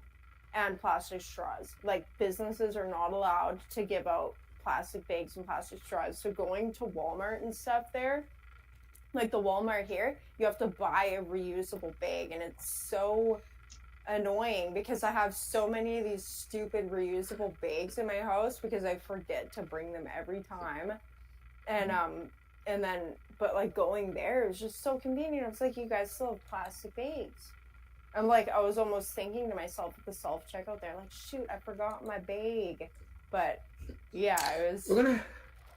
We're gonna have landfills filled with all these reusable bags. Exactly. It's like you guys aren't solving Yeah. anything. We got the plastic bags because, okay, they're killing the trees and stuff like that. So to save the environment, we got the plastic bags. And now they don't want the plastic bags because the environment or what have you. Can't we make all these plastic, but not the even the plastic bags, but, go back to, like, the paper bags or what have you. And there's other things we could make it out of, hemp can being get one of them, paper what bags. have you. Yeah, we have paper bags here. Like, that's what, it's either like reusable or paper bags. So But I they're was not like- worried about the rainforest anymore and all the other trees and I stuff. don't really know. I feel like I don't feel like they don't even know what they're worried We've about planted anymore. enough. Yeah, I we're was- fine. Yeah, I feel like I was on the verge of like smuggling back a bunch of plastic straws with me. But it's weird for me driving a truck because I get used to the things like how they are here in Texas or what have you, or how they are in the South. And then I go to like Portland, Oregon, and they don't have a bag, or they don't have this, or it's like, or there's a place in the United States where you can't get the straws, you can't get the bags, and you go there and you're like, coming from here, it feels like you walked into like some kind of communist country or something. Like, what the hell? Where is all the stuff that I'm used to? And then you go back home and it's all there. But it's, you get used to one thing and then it's not there where you go. So The bag situation doesn't really bother me. It's more the straw situation. And it's all because of that one turtle video. Right? Like, that turtle never knew he was changing the world. And I think that was staged too. That was a staged Yeah. video. I'm not even sure, but like it's so annoying having the paper straws that we have now. Apparently, like you have all these old people say like you could never get plastic straws like back in my day and whatever, but the paper straws that they had back then, like even my mom Were better. remembers when they didn't have when they didn't have paper straws or when they didn't have plastic straws, and she said the paper straws from when she was a kid were just way better. They didn't get all soggy. But like the paper straws that we have here, it's like you have your drink for like 5 minutes and it's like the straw is so soggy, it's all floppy. You can't even drink anything through it anymore. The chemicals in it are way worse for you than the plastic straws for the environment. And then they give it to you in a big plastic cup. Yeah, How I do was you just make saying it? that. The big thing just came out about the paper straws that the paper straws are toxic. They are, because of all the glue or whatever they're using Yeah. to hold them together. But back in the day, they made the paper straws and they were with wax. They were waxed, so they weren't bad for you. They weren't bad for the environment, and they actually stood up to your drink for And you could like stab the them through time that you were drinking. you could stab through a potato. I remember doing that in elementary. Yeah. But when we Or Or said, a person. well, when we went to the Sharpen them. Wawa, the plastic straws were free. The paper straws were 5 cents. You had to Really? when you had to, well, yeah, when you punched them up on the kiosk when you ordered your drink, Oh, you had to order the paper straws, and they were 5 cents. that doesn't make any sense to me. But like, it does. None of it makes any sense. I don't think. And like, when you really sit down and think of it all, none of it makes sense when you think of it all in a broad spectrum. And it's just like, but the straw situation is just like, I seriously, anytime I run into a place that has plastic straws here in Canada, I'll like grab a handful and put them in the glove box of my truck. I'm like, How do you drink a milkshake with a paper straw? With a spoon. yeah. You just gotta use a spoon or No, they something. just have That's not really, gonna they work. just have really fat like paper straws. But the thing is they get soggy and they're not. They're actually cancer causing. Like they have cancer causing chemicals in them. At that point, can't you just have a wooden straw or something? I just feel like the whole thing is just so ridiculous. Like, because we have gone back and forth. Like, everything that used to be in the 50s and 60s and stuff, they got rid of for whatever reason, went to all this synthetic and plastic and everything. And now they're going back to like, oh, like plastic is bad for the environment. And like, they're going back to the way it was in the 50s and 60s, but worse, because now it's all like toxic. Yeah, So I remember I think it was in the early 2000s, there was a press for metal straws. Everybody using metal straws. And then people were getting weird, it's almost like botulism, because they were using these metal straws, but they were never cleaning them. Yeah. And so these weird bacteria would grow inside them. And so, we have some cups now that have the metal straws, but then you got the weird, pipe cleaner looking thing that you're supposed to scrub them out with. But like, you have to remember to do that. Just like you got to remember to clean the inside of your coffee lid, your coffee cup that's lid. not practical. On these. Yeah. Yeah. Well, That you're little gonna thing have, right like, here. drive-through stuff too. Like they're not gonna hand out metal straws to everybody. What, everyone's supposed to just keep their metal straws in their Keep your metal their straw, vehicle. yeah. Like make sure you No, have we metal get a- straws with you if you're going to McDonald's and getting a pop. Like We get a plastic straw with a piece of tape over the end of it.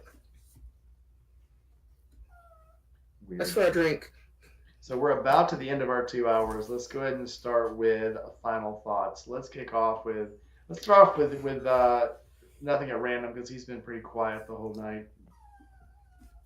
I just didn't want to interrupt people. You got to if you're gonna get an Edgewords. Edgewise. Final thoughts. Sometimes when you leave for a trip, you don't know if it's going to be everything you hoped it to be, or if it's going to take a turn and be kind of awful. But don't let that stop you. Take the trip, get the experience, because you'll regret it more if you don't do it. And you know people that went and had a great time than you would if you go and didn't have as great of a time as you thought. You would have more regret over the what if I had gone versus the what if I didn't go. Yeah, if you don't go, all the good things happen, because you just know it. Unless it's the true with Randy. He brings the rain, you don't want to deal with that. I think there's been at least one. No, it did not rain when you rode down with us from Tipton. It did not rain. It didn't. But then it rained on the way back, the entire flight. Mm-hmm. So we made up for it on the way back. Okay, I won't say it. I'll forget it. Never mind. Mad Yankee. Another person who went on a trip with me and it rained all the way back. So. Well, and that's the, was the thing, I was talking about. But a thought that sort of occurred to me, too, is one of the other things and why I don't even look at that as a bad trip. Yeah, it was the whole character building experience thing. But it was also just the challenge of it. Yeah, it wasn't easy. It really was. It was a challenge to do that thing. But there's a reward in that challenge. There is value in that challenge. And that's one of the things that makes it fun. And then when you face it head on, you go through something like that, you then realize, I'm not going to say confidence boost, because I feel like that's selling it short. It's more like you have this epiphany moment where you realize if you put your mind to it, you can do anything. The whole world opens up at that point. You're like, yeah, and it might be tough. It might be hard. It might, take a lot of work, a lot of planning, or just a lot of ignoring pain when it comes down. It does come down to that sometimes. But you can do it. Anyone out there, whatever trip you're thinking of doing, whatever, I could never go on a long ride like that. Yes, you can. And this goes far beyond motorcycles, too. I try I tell this to people with outdoor stuff all the time. Oh, I could never, go on a long hunting trip like that or a big, fishing thing and do this. I'm like, yes, you can. It might not be easy. It might take you a long time to figure out, but it is well within your capability. You can do it. And that's what, even those bad trips, quote unquote, that's what it teaches you is that, yeah, you really do have that capability. Yeah. Now you're my other anime guy in here. What's the line from One Punch Man? Human beings are strong because we can change ourselves. Yeah, I have a friend actually who says this thing all the time, and it's nothing good is easy. And I'm just like, that makes so much sense. And like, I've never heard anybody say that before he started saying it to me. But I feel like our mind set normally about a thing, or our anticipation of a thing, is normally a bigger obstacle than the actual thing itself. It's like any job or anything like that, right? Like that you might be thinking about, like, I often get it. It's like when I have to fix something on one of my vehicles, like my trucks, because I don't like working on them. I get excited. I like working on my bike, but if it's something on my trucks, I'm like, I just don't want to do this, and I'll just sit and think about it. And usually me sitting there and thinking about how much I don't want to do it is a bigger issue than the job itself. And when I'm actually doing it, it's like it's not as bad. And I think the same goes for like adventures and trips. It's like even going to Florida. That was my first time leaving Canada, and I was going by myself. Like, I didn't know what to expect. It's like, sure, like everyone there was like great people, and just like everyone was super cool and chill, and it was totally a safe place to be. But I don't know that being however many miles away, like, thousands of miles away, not actually knowing anybody, but people that I've met like through a screen, and then like having some random dude who I met through a screen come to pick me up on the back of his bike. I'm like, 1 o'clock in the morning. Yeah, in like the middle of Hi, the I'm night. here. Get on. Let's ride all night. Yeah, and I was like, and I could have totally chickened out of that, but then it's like I wouldn't have, like, if I die in Florida, at least I died cool. Like, and you weren't freezing. Yeah. Yeah, and warm. Human beings have walked on the moon. Yeah. Just think about that. Think about the implications of that. I think that's Supposedly. something I would never go to space. Supposedly. Right. That's the bar. That's the bar. That's the current like maximum bar, and it's very feasible, if not probable, that we're going to break that someday and walk on Mars. The point is, yes, that's within our capability to do. Obviously not easy. The vast majority of us would never get anywhere near something like that. With the proper application of technique and a little know-how, that is what is possible. If that's possible, yeah, you can ride your bike from one ocean to the other. It can be done. Look at what Itchy You Boots can do it. does. Like, Itchy Boots is out there, like, breaking the mold for, like, everyone. It's just, like, the places that she goes, watching her stuff, you're like, man, girl, you should not be there alone. But it's, like, she's unstoppable. She's I tough. rode into a diamond mine. Yeah. Diamond Crawled mine. into a Yeah. gold mine, like on her belly, like crawling through these Yeah. holes. And the little guys are like, yeah, you can get stuck. People, this caves in all the time. Yeah, it's fine. Keep crawling. Oh my god. But You know what? she's done so much. Like, man, like her riding in Africa, her Africa series, and just like all different places, and like riding through Mexico when she was coming up through the US, and just the you have no idea who you're going to encounter in these countries, like places where they have a lot of places that just don't have respect for women is one thing, or just places that just have no law, or, like the cartel is the law, and it's like, she can't be stopped, and it's so cool. So much of that just comes from the basic fact that she and then, the people in these situations, they just say the 4 magic words. I'm not giving in. Mm-hmm. Yeah. Just not giving up. Gonna just keep trying it. Like, you'll have to You want me to not do this? You want me to not accomplish this? You'll have to drag my dead corpse away from it. There's a lot of power in that And I feel attitude. like There's that's a lot of power addictive. in that. When the customs guy was trying to embezzle money from her, trying to extort her, and she's like, "Nope, I'm not paying. Okay, I'm riding away now. Goodbye. I'm leaving Mhm. now. Goodbye." And just rides off. It's like Yeah. that's ballsy. She's got more balls than most people I know. I know. It's But what's the insane. logical thing to do in that situation, you know? At some point, it's just like, well, I'm going to You ride. You can't want to try sit and chase there. me down? You go for it. Well, Yeah, you can't sit there and let them push you around because then it's just going to get worse, right? They'll be able to see Yeah. that you're able to be pushed around.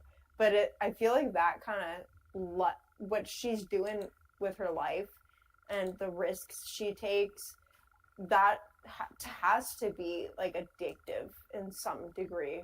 Oh yeah. Or another, right? Like, how do you go from, like, yeah, how do you stop? Like, once you're out there and you know you can do it and you're getting yourself in and out of these situations and stuff and, like, experiencing the world, like, how would you stop? She talked about it. So I think it was during the COVID thing where she had to go stay with her sister for a while. And she was in the house and she was like, I'm just staying with my sister. She goes, I am so bored. This is not me. I can't do this. Okay, I'm going to go up to Sweden. She jumped on the bike and rode to Sweden. And then that's when she did the Scandinavian tour. That was a totally unplanned thing. She's like, okay, I'm just going to go now. That's And it. she And went that'd and bought be the Honda nothing. and took off. Yeah. That'd be nothing for her. Like, if like for her to do the rides she does around the world and stuff, it would be absolutely nothing for her to be sitting in her living room if she, like, say if she lived in Canada or the US and just decide to ride to the other end of the continent. That would be like absolutely, that would be such a chill thing for her to do. Like, Yeah, she would be the parent that took off for a pack of cigarettes and never came back. yeah. But then that's what I'm saying too. Is think about it. She's a human being just like you and just like me. Mostly water, a little bit of carbon, flesh, blood, bone, the whole Yeah, thing. exactly. You Yeah. know, she's just a person, just like you. Yeah. And I'm not saying that to discount anything she does because it's all super amazing. But I'm saying, like, yeah, she is a flesh and blood person, like the rest of it. Anything she does, anybody else can do who's willing to actually take the steps to do it, and of course have the means. Like, we can't deny the fact that she has the means to do it. She supported herself with a really good career. She got her YouTube channel off the ground, and being a geologist, right? Like, she did her YouTube to begin with for, I think, a year, and then until her savings were spent, and then she went back to work doing her geology thing for like 6 to 8 months and saved up enough money again to start traveling the world. And then by that point, her YouTube channel was able to support her. So we can't deny that she has the means. She worked it hard. But she's been very lucky too. The way she made all that money. The first time it was with gold. And she literally hit a mother lode and got a payoff for finding that the huge mother lode. I think that was in Australia. And then the next one was somewhere down in South America, and she hit it was copper and silver and something else, and her payoff from that was huge. The first time though she took off, she did backpacking, and she backpacked around the world. And the second time, she's like, I'm just going to buy a motorcycle. But you could say it's luck that she got that money, but she has worked so hard on this and just been relentless at it. Well, it can't be easy. Like, she'll ride like 10, 12 hours in a day and then go to her hotel or wherever she's staying and edit video all night long. And she'll stay in the nastiest places, especially like when she was doing the Northern Europe tour and the Northern Asia tour. She stayed in places that I wouldn't stay in. I'm a grown-ass man. I wouldn't have stayed in some of them places. Like, literally water pouring down all the walls and the floors covered in mold and algae and mud and, cow poop. And she's got the one place, I think, with one of the stands, she had to walk like 200 feet to get to the bathroom in the middle of the night through the cattle field, through a cow pen and sheeps and stuff. And it's like, this is insane, And then they gave her like the weird milk with cow manure in it for breakfast. That Ewan McGregor says was delicious. Oh, seriously? Ew. So, yeah, watch the Ewan McGregor series when they went across China, and they basically cook yak milk over cow dung. That's how they cook it, and they cook it until it starts to clabber up and solidify, and then they put sugar in it. And he says it was Yak delicious, but yeah, you've got to watch it. Man. But it's not that if you've not watched the Long Way Round series, you've got to watch it. But yeah, those people just, even for somebody like that to basically just take off and say, I'm going, it gets addictive, and there's a lot of stars that do that. Look at, who's it, Norman Reedus, the rides he takes. I'm just going to take off. Granted, Norman Reedus has a little more comfort when he does his, but it does become addictive. And look at us, who in their right mind would ride 12, 14, 18? Yankee, how far do you ride? Your trip is like almost 24 hours to get from To where? To Forgotten Angels. I've never ridden to Forgotten Angels. Oh, I thought you had. But Sid No, had. I drove my truck once. It's on my list of things to do, but it's very tough because of the time of year when they do it. March That's is the risky usually thing. March is usually still winter here, and it's not. No, I've said before, it's not the cold that bugs me. It is it's the condition of the road more at that point. Ice and slush around, and it will eat the bike down. That said, and like I said, it would, if I denied that it was possible, I would be completely negating everything I just said. So I actually do have a rough idea for how I might make it work. It will require a little bit of time and a little bit of money and a little bit of savings, but it involves a snowmobile suit in a clapped out dual sport. But I think that might actually work out. So. Yeah, but look at Gma. Gma spent, again, we're going to say it was 20 days, I think she was on the road, not including the time she spent there. So, Sydney, how long does it take you to get there? Because you've done it quite a few times on a bike every time. Oh, to FA? Yep. Including stops, it's about 19 to 20 hours. So we're all a little crazy. We're all a little mad here. Yeah, it would take me a week to ride from where I am if I wanted to ride to Forgotten Angels, and I would be like totally into doing a ride like that. But again, you have to have the means.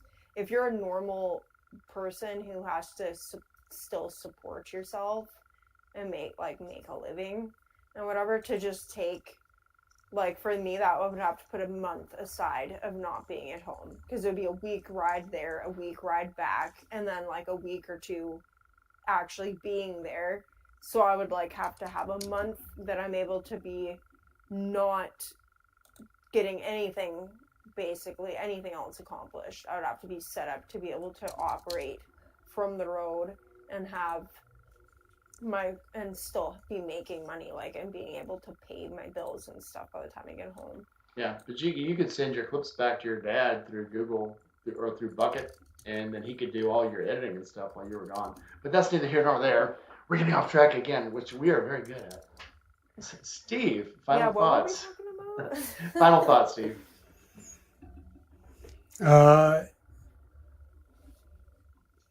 Kind of to echo Yankee's point in general, it's that you could pretty much do anything, and it's what I said to you actually when you hit 1,000. It's people don't fail, they quit.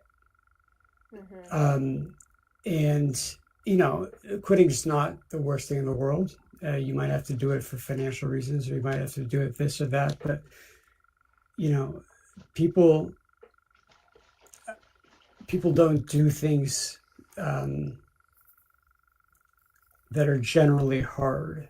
And if you want to be successful, or if you feel fulfilled, or you want to do cool things, it's not like you fail at it.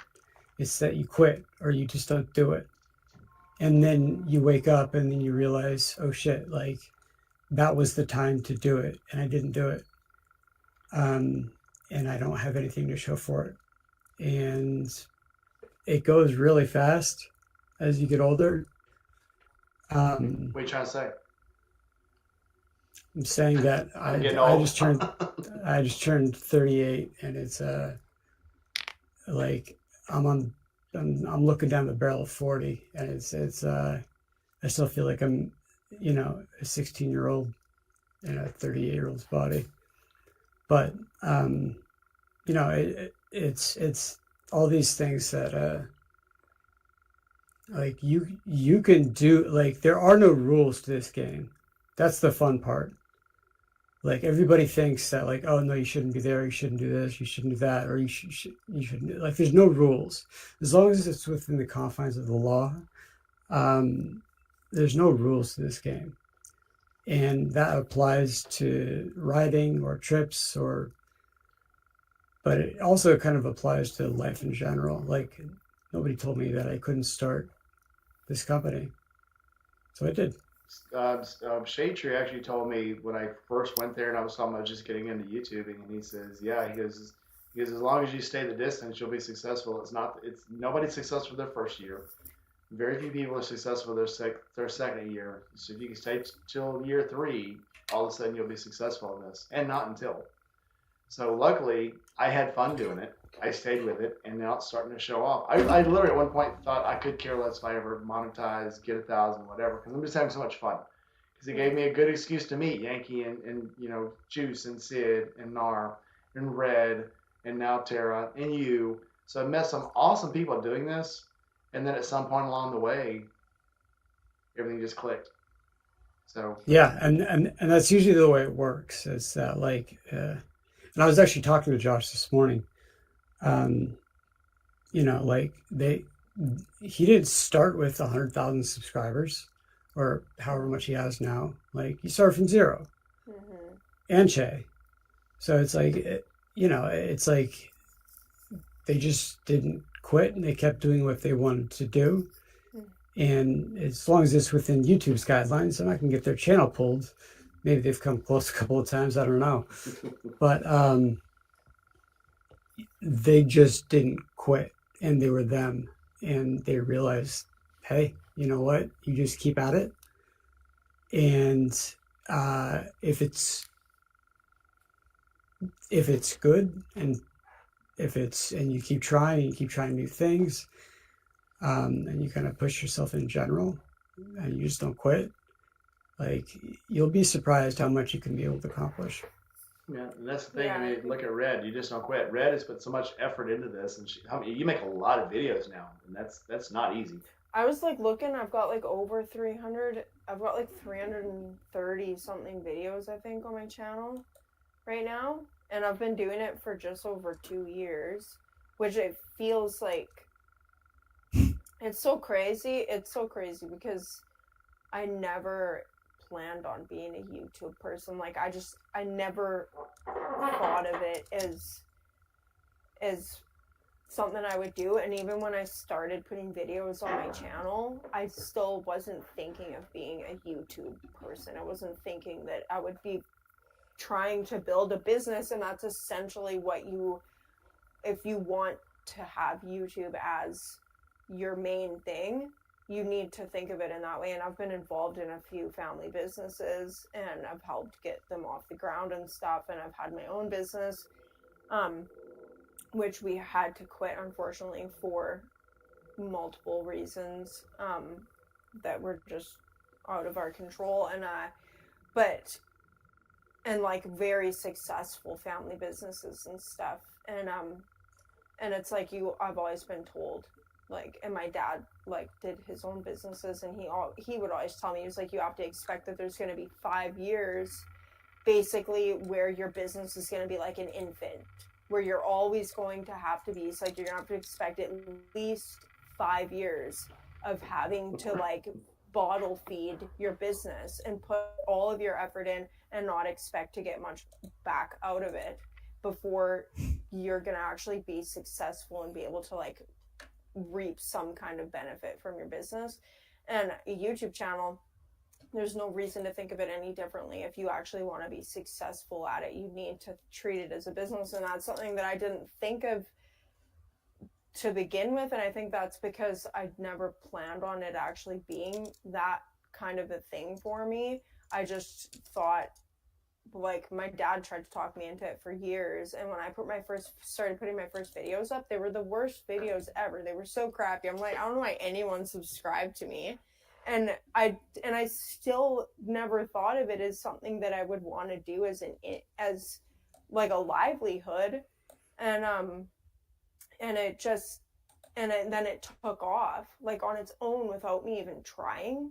And I feel like I was almost like thrown into just the whole having to think about it seriously, because like once it started to take off, then I started to think of it as something like, man, I have an opportunity here to do what I love, what I would be doing as a hobby normally in my free time, and to have it be like my livelihood. And I never thought of the thing that keeps me with YouTube, I think more than anything now, other than the fact that I'm like literally doing my hobby and able to, and I haven't worked a normal job for like a year just about now. But the thing that keeps me with it, I think, is like the personal relationships that I've made with people, which was like not something that that was like the absolute, that didn't even cross my mind. Like I just thought of it in the sense, it's like the reason why I avoided YouTube for so long was like, I don't want to put videos out there and have a bunch of strangers watching me, like who I don't know. But I feel like I've like made friends like in just by the people who I can see commenting all the time, who've like been commenting since the start of my channel. And yeah, it's something that anything like my friend would say, anything good isn't easy. And if you want to be successful at anything, like Steve said, like people don't fail, they quit. And sometimes you have to quit for reasons that, you know, are beyond your control. But a lot of times we just, like, people have done remarkable things. You look at the things that people have accomplished through history, the pyramids, you know, like we have so many great examples, and it's like we can do what is, you know, if the person next to you, standing next to you, or if the person that you're watching on the TV across the world can do it, there's no reason that you can't. Yeah, so quick shout out to Dwight Smokums, Jeremiah, obviously a friend of ours, and we love him very dearly. Him and his wife are going through a lot. Jeremiah, we're going to pray for you. If you are a prayer out there, pray for him. If you're not, just send your best wishes. And so I hope everything works out okay, man. And we love you. And pass on our love to your wife. Mm-hmm. It's hard. But angels of prayers, Angel, throw some prayers up. Talk to your dad. I will. It's hard. Horrible to throw a damper on this, but man, I mean, yeah, Dwight has done so much for us out at the campground. He always cooks for us. He does great stuff for us, and it's hard to see your friends going through stuff like this. So, just like you say, man, people are capable of anything, and you never know what the outcome's going to be. It's not in our hands, but just, it always sucks when people say, you know, whatever happens is, you know, it's God's will, but it's. Yeah, that doesn't give anyone. It doesn't bring comfort, it doesn't but console you.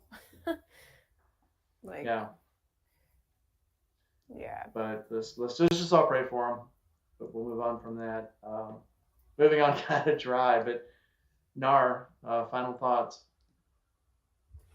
We started with me. Did we? Okay, Yeah. Tara. Jason goes. Okay, I think I'm unmuted. And sorry, I just realized how to turn my camera off. She brought me food in here. But final thoughts. I don't know. I've always kind of thought, lead a life that'll give you good stories for your grandchildren. You know.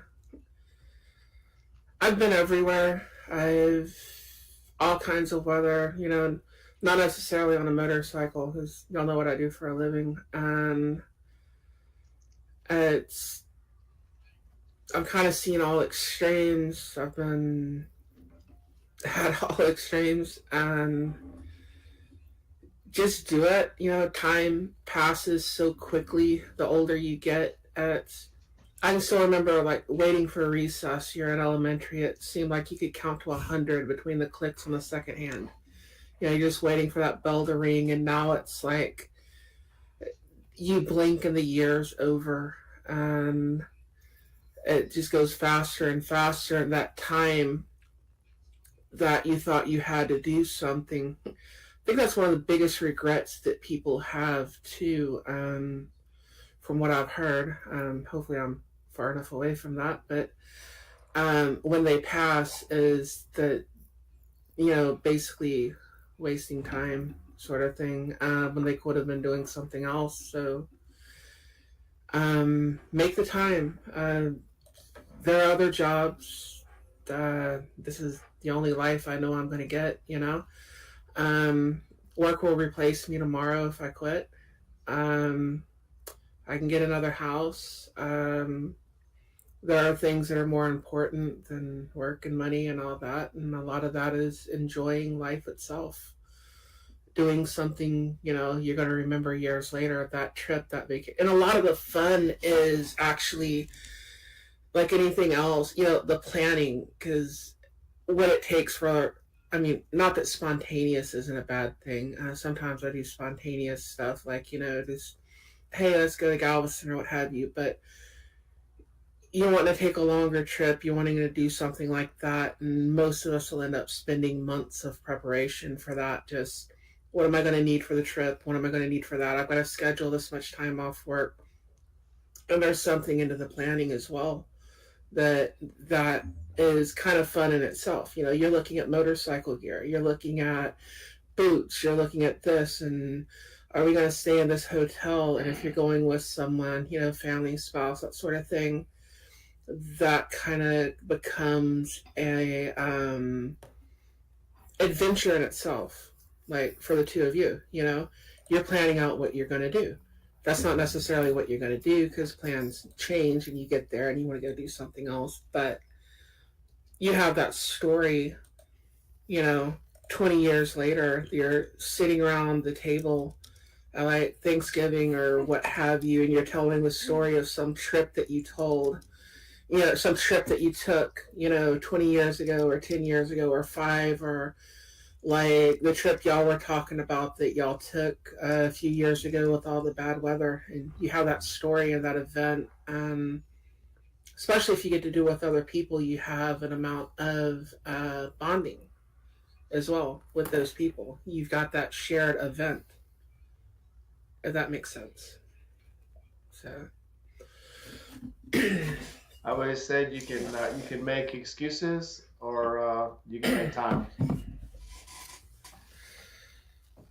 I don't think you can run out of excuses, but you can run out of time. Mm-hmm. Yeah, and it's True Get that. busy living or get busy dying. yeah, Mhm. yeah. I love that. Man, you need to make a T-shirt like that. I did not I have invent seen- that, Can't run sadly. out Yeah, of- I've can't seen run that out somewhere, of but excuses, but you can run out of time or whatever. I don't know. It maybe not worded exactly that way, but the gist. I have so Oh. many. Also, kind of to piggyback on what Tara was saying, is try to realize the good times when you're in them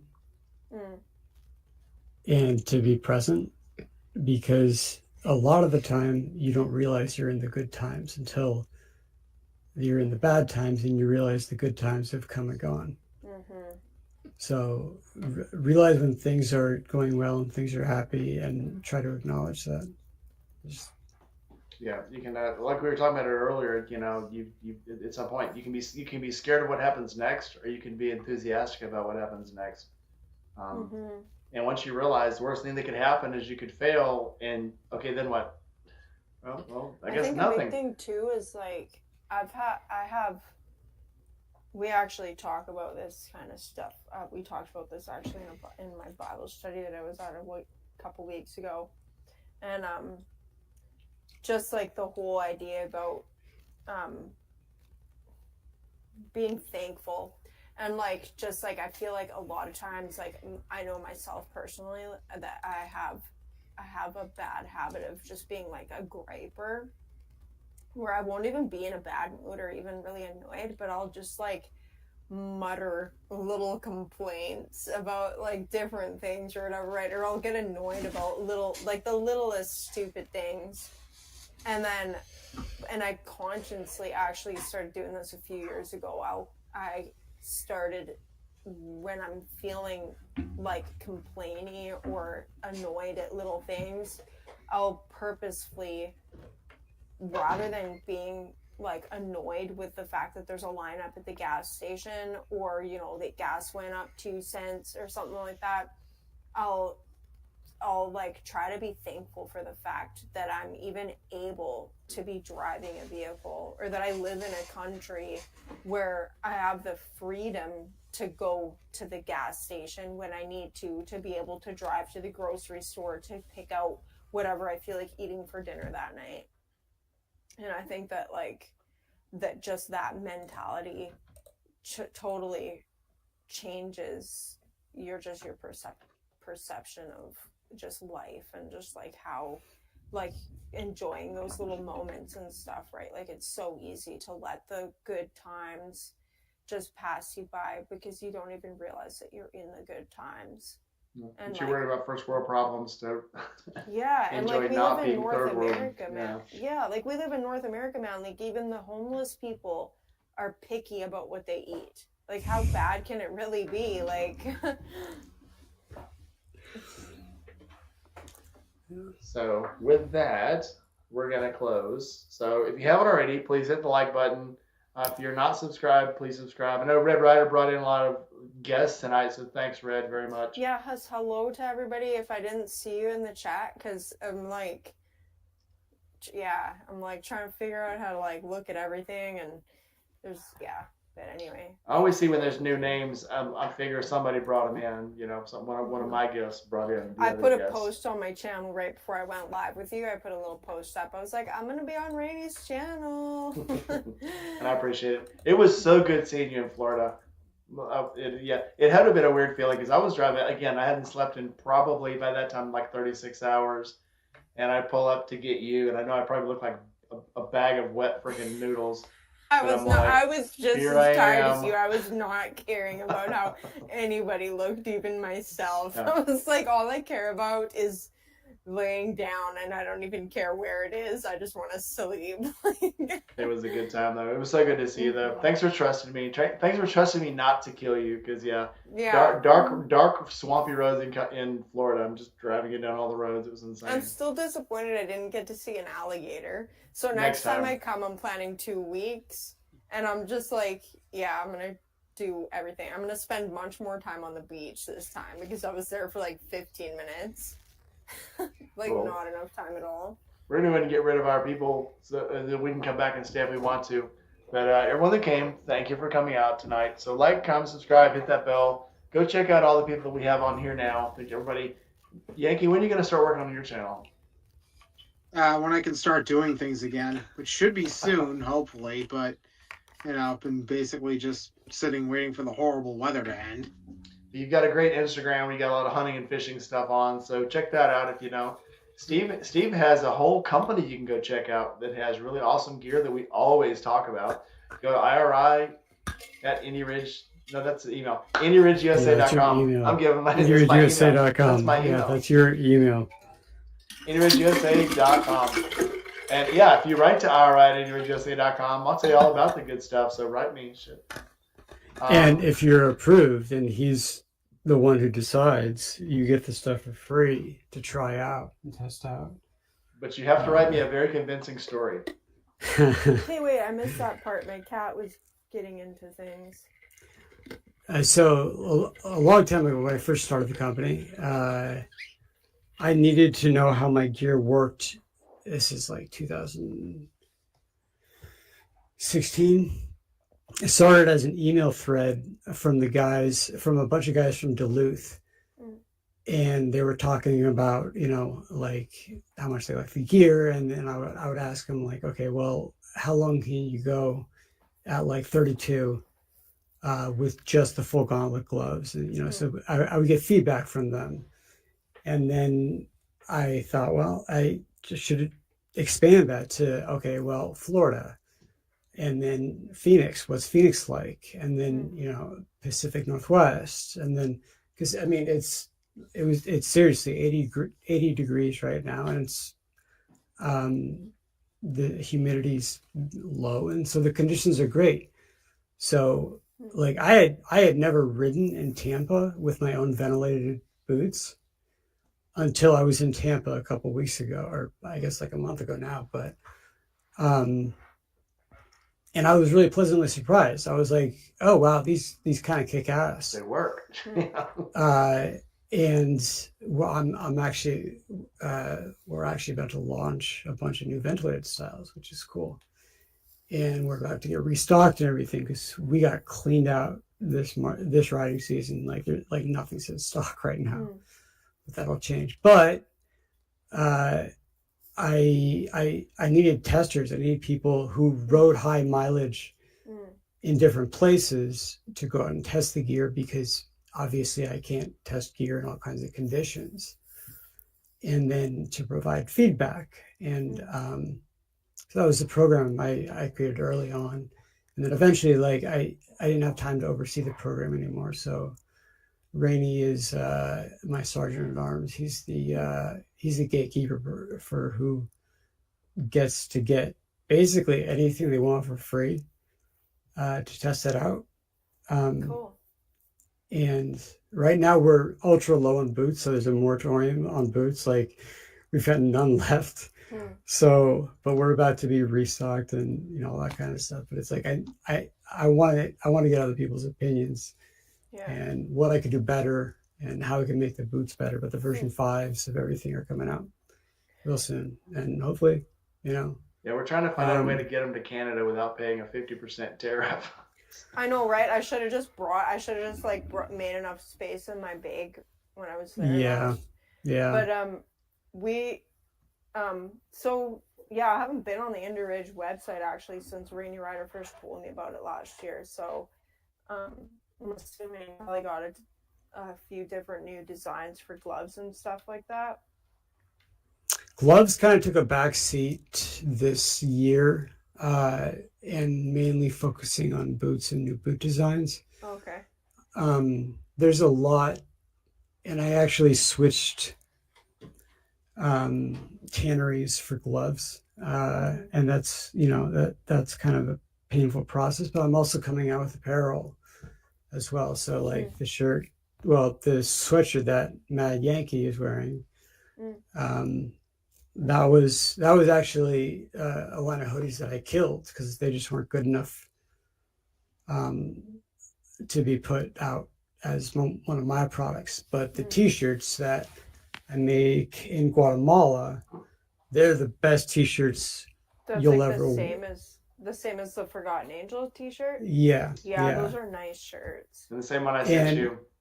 Yeah, so those will be on the site relatively soon, and we're gonna have some there's a lot of cool new stuff coming. It just do you focus a lot on like warmer weather riding, or do you try to make gear for all climates and like all kinds of riding conditions? Pretty much all kinds of riding conditions. Like you've got waterproof boots and you got ventilated boots. Ventilated boots are really nice during the summer.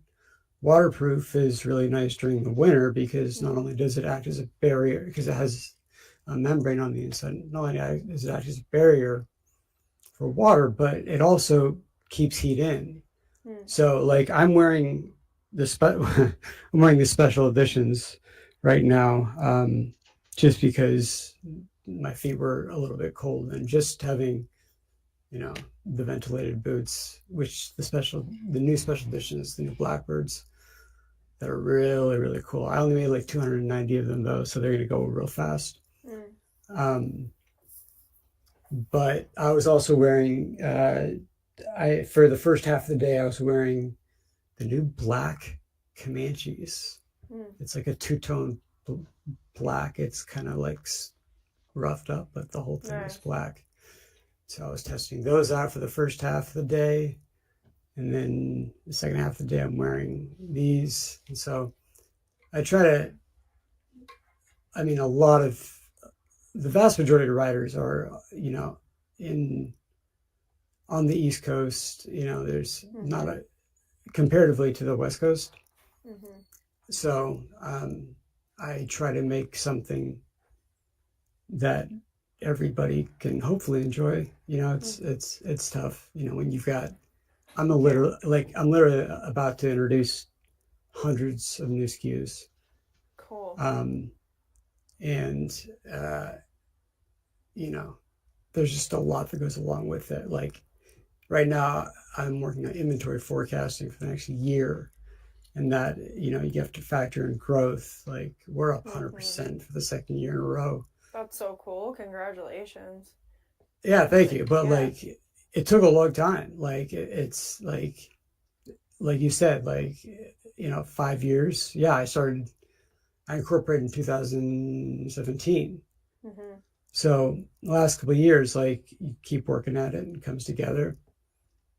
And all of a sudden now it's catching on because there's not, I didn't see a whole lot of boots out there like the ones that I make. That's what I was gonna say. It's the style that you're doing is appealing to it's appealing to the people who are the market now when it comes to motorcycle riding. It's appealing to a younger generation. Well, what's interesting is I get a lot of orders from every age demographic, every age group. So I like them, but also like I get calls from like 70-year-old guys who are like, I don't know how to order. Can I just order it through the website or like on the phone? Yeah. So, and they're ultra protective as well. That's kind of the first and foremost. We just got because you guys have CE requirements up there. No one in America even knows what CE requirements are. But I wanted to get my stuff CE certified just to show that it's not just a cool looking boot, or the design is cool, but it's actually probably one of the safest boots you could wear on the market. We scored a 2 in all the categories that except for height. For height, you need to have ankle high or shin high to get a superior pass. But like abrasion, puncture resistance, transverse rigidity, waterproofing, all scored 2s. And for $185, like there isn't anything else in the market that I can find. No, you're not gonna find a riding boot that's like the boots that I have right now. If I were to go and buy those new today, they're like $300 boot, and they're just the typical, like motorcycle, like old school, like kind of motorcycle boot with the, like that almost is similar style to like an old cowboy boot kind of thing, right? But they're heavy duty, but they're definitely not like weather proof. They might be a little bit rain proof if depending on the kind of leather, like depending on the kind of conditioner or whatever I want to use on the leather, but they're not cold proof. Like I have to get boots big enough to fit socks into if I want to have them be good in cold weather. And then it's like I'm not going to be wearing those around for the rest of the year, massive boots, just so I can put my socks in them. Like, so I don't even have insulated boots. Like it's like living in Canada, I've never had like any proper, it's taken me so long just to get like a proper jacket and chaps. I've just always just toughed it out. But yeah, like next time well, I'm sure if you send an email to Rainey, he'll probably be able to hook you up. And because it's like I can pay the whatever. I think gifts are gifts duty free. Gifts normally are, yeah. If you send it as something that's being sold, I will have to pay customs fees on it when it gets here. I don't know what happens on your guys' end. But it can say from Steve to. So you just have to mark it as a gift. Yeah, but even I sent the shirts. It was like $16 to send the shirt. So as a gift. Yeah. Okay, so that's on your end. On my end though, like if you were to send that as something you were selling to me, I would have also had to pay a fee on top of that. But because you sent it as a gift on my end, that makes it so that I don't have to pay anything. But even if it costs $50 to send, like I'll pay $50, like get a pair of nice boots for $50, man. Like Yeah, hey, and like they're meant to be tested. So yeah. I don't think we have any tested in Canada. We have all 50 states, I think, but Yeah, Yeah. so write me a Um, note, impress me, tell me how you ride. Yeah. how you ride, Impress you. I'll just send you a link to my YouTube channel. Yeah, Maybe some yeah. behind the No, scenes you're action. I've already we've been trying to get you on already. We've been trying to figure out the Canada angle. So yeah, I've got your address. No, it's We'll- something that like just choose out a style that you like or that you want to try out. And Mhm. we'll make Yeah, it I work. really like them actually because they are like a lot of times I'll want to ride in my Converse, and I will sometimes just ride in my Converse because it's easy or whatever. Sometimes you yeah. just feel like wearing something light and that breathes. Like that was something about the canvas on my Converse. It breathes really well in the summer. But the thing is they're not made for riding. So the material on my shovel head trying to shift, because my shovel head's kind of a hard shift, and the way that my shifter lever is, it just Or I'll end up stop your having foot, a bruise. Yeah, I'll end up having a bruise on the top of my foot. Yeah. Comanches would be perfect. Yeah. Or And Corvus. like the lasting board, which is like what they use, it's basically paper. So it's like it's a lot of fiber on top of each other, so you can squeeze your Converse together, Mm-hmm. and that'll crush your foot. Mm-hmm. That'll sever your foot. I know of Yeah. 10 people off the top of my head who would have who like would not have a foot, and these are experienced riders. Mm-hmm. Yeah, it's So- crazy. Yeah. We'll get you Anyway. on board. Yeah, cool. But we have covered everybody. If we want to stay, we can stay and talk. But I'm going to go ahead and let our viewers go. So if you guys like, comment, subscribe, hit that bell, come see all of our people. I forgot to mention that Chasing Ghost also has a couple of channels on StreamYard and on YouTube. So make sure you check her out. And she's got she has some cool stuff going on. She does very cool night rides. And then Nar, he's in Ohio. Whatever. Also has a very cool channel, makes videos. He's running late, by the way. He should have some more videos coming out very soon. I think he's working on one right now. So again, check us all out. Like, comment, subscribe, hit that bell, and we will see you guys next week.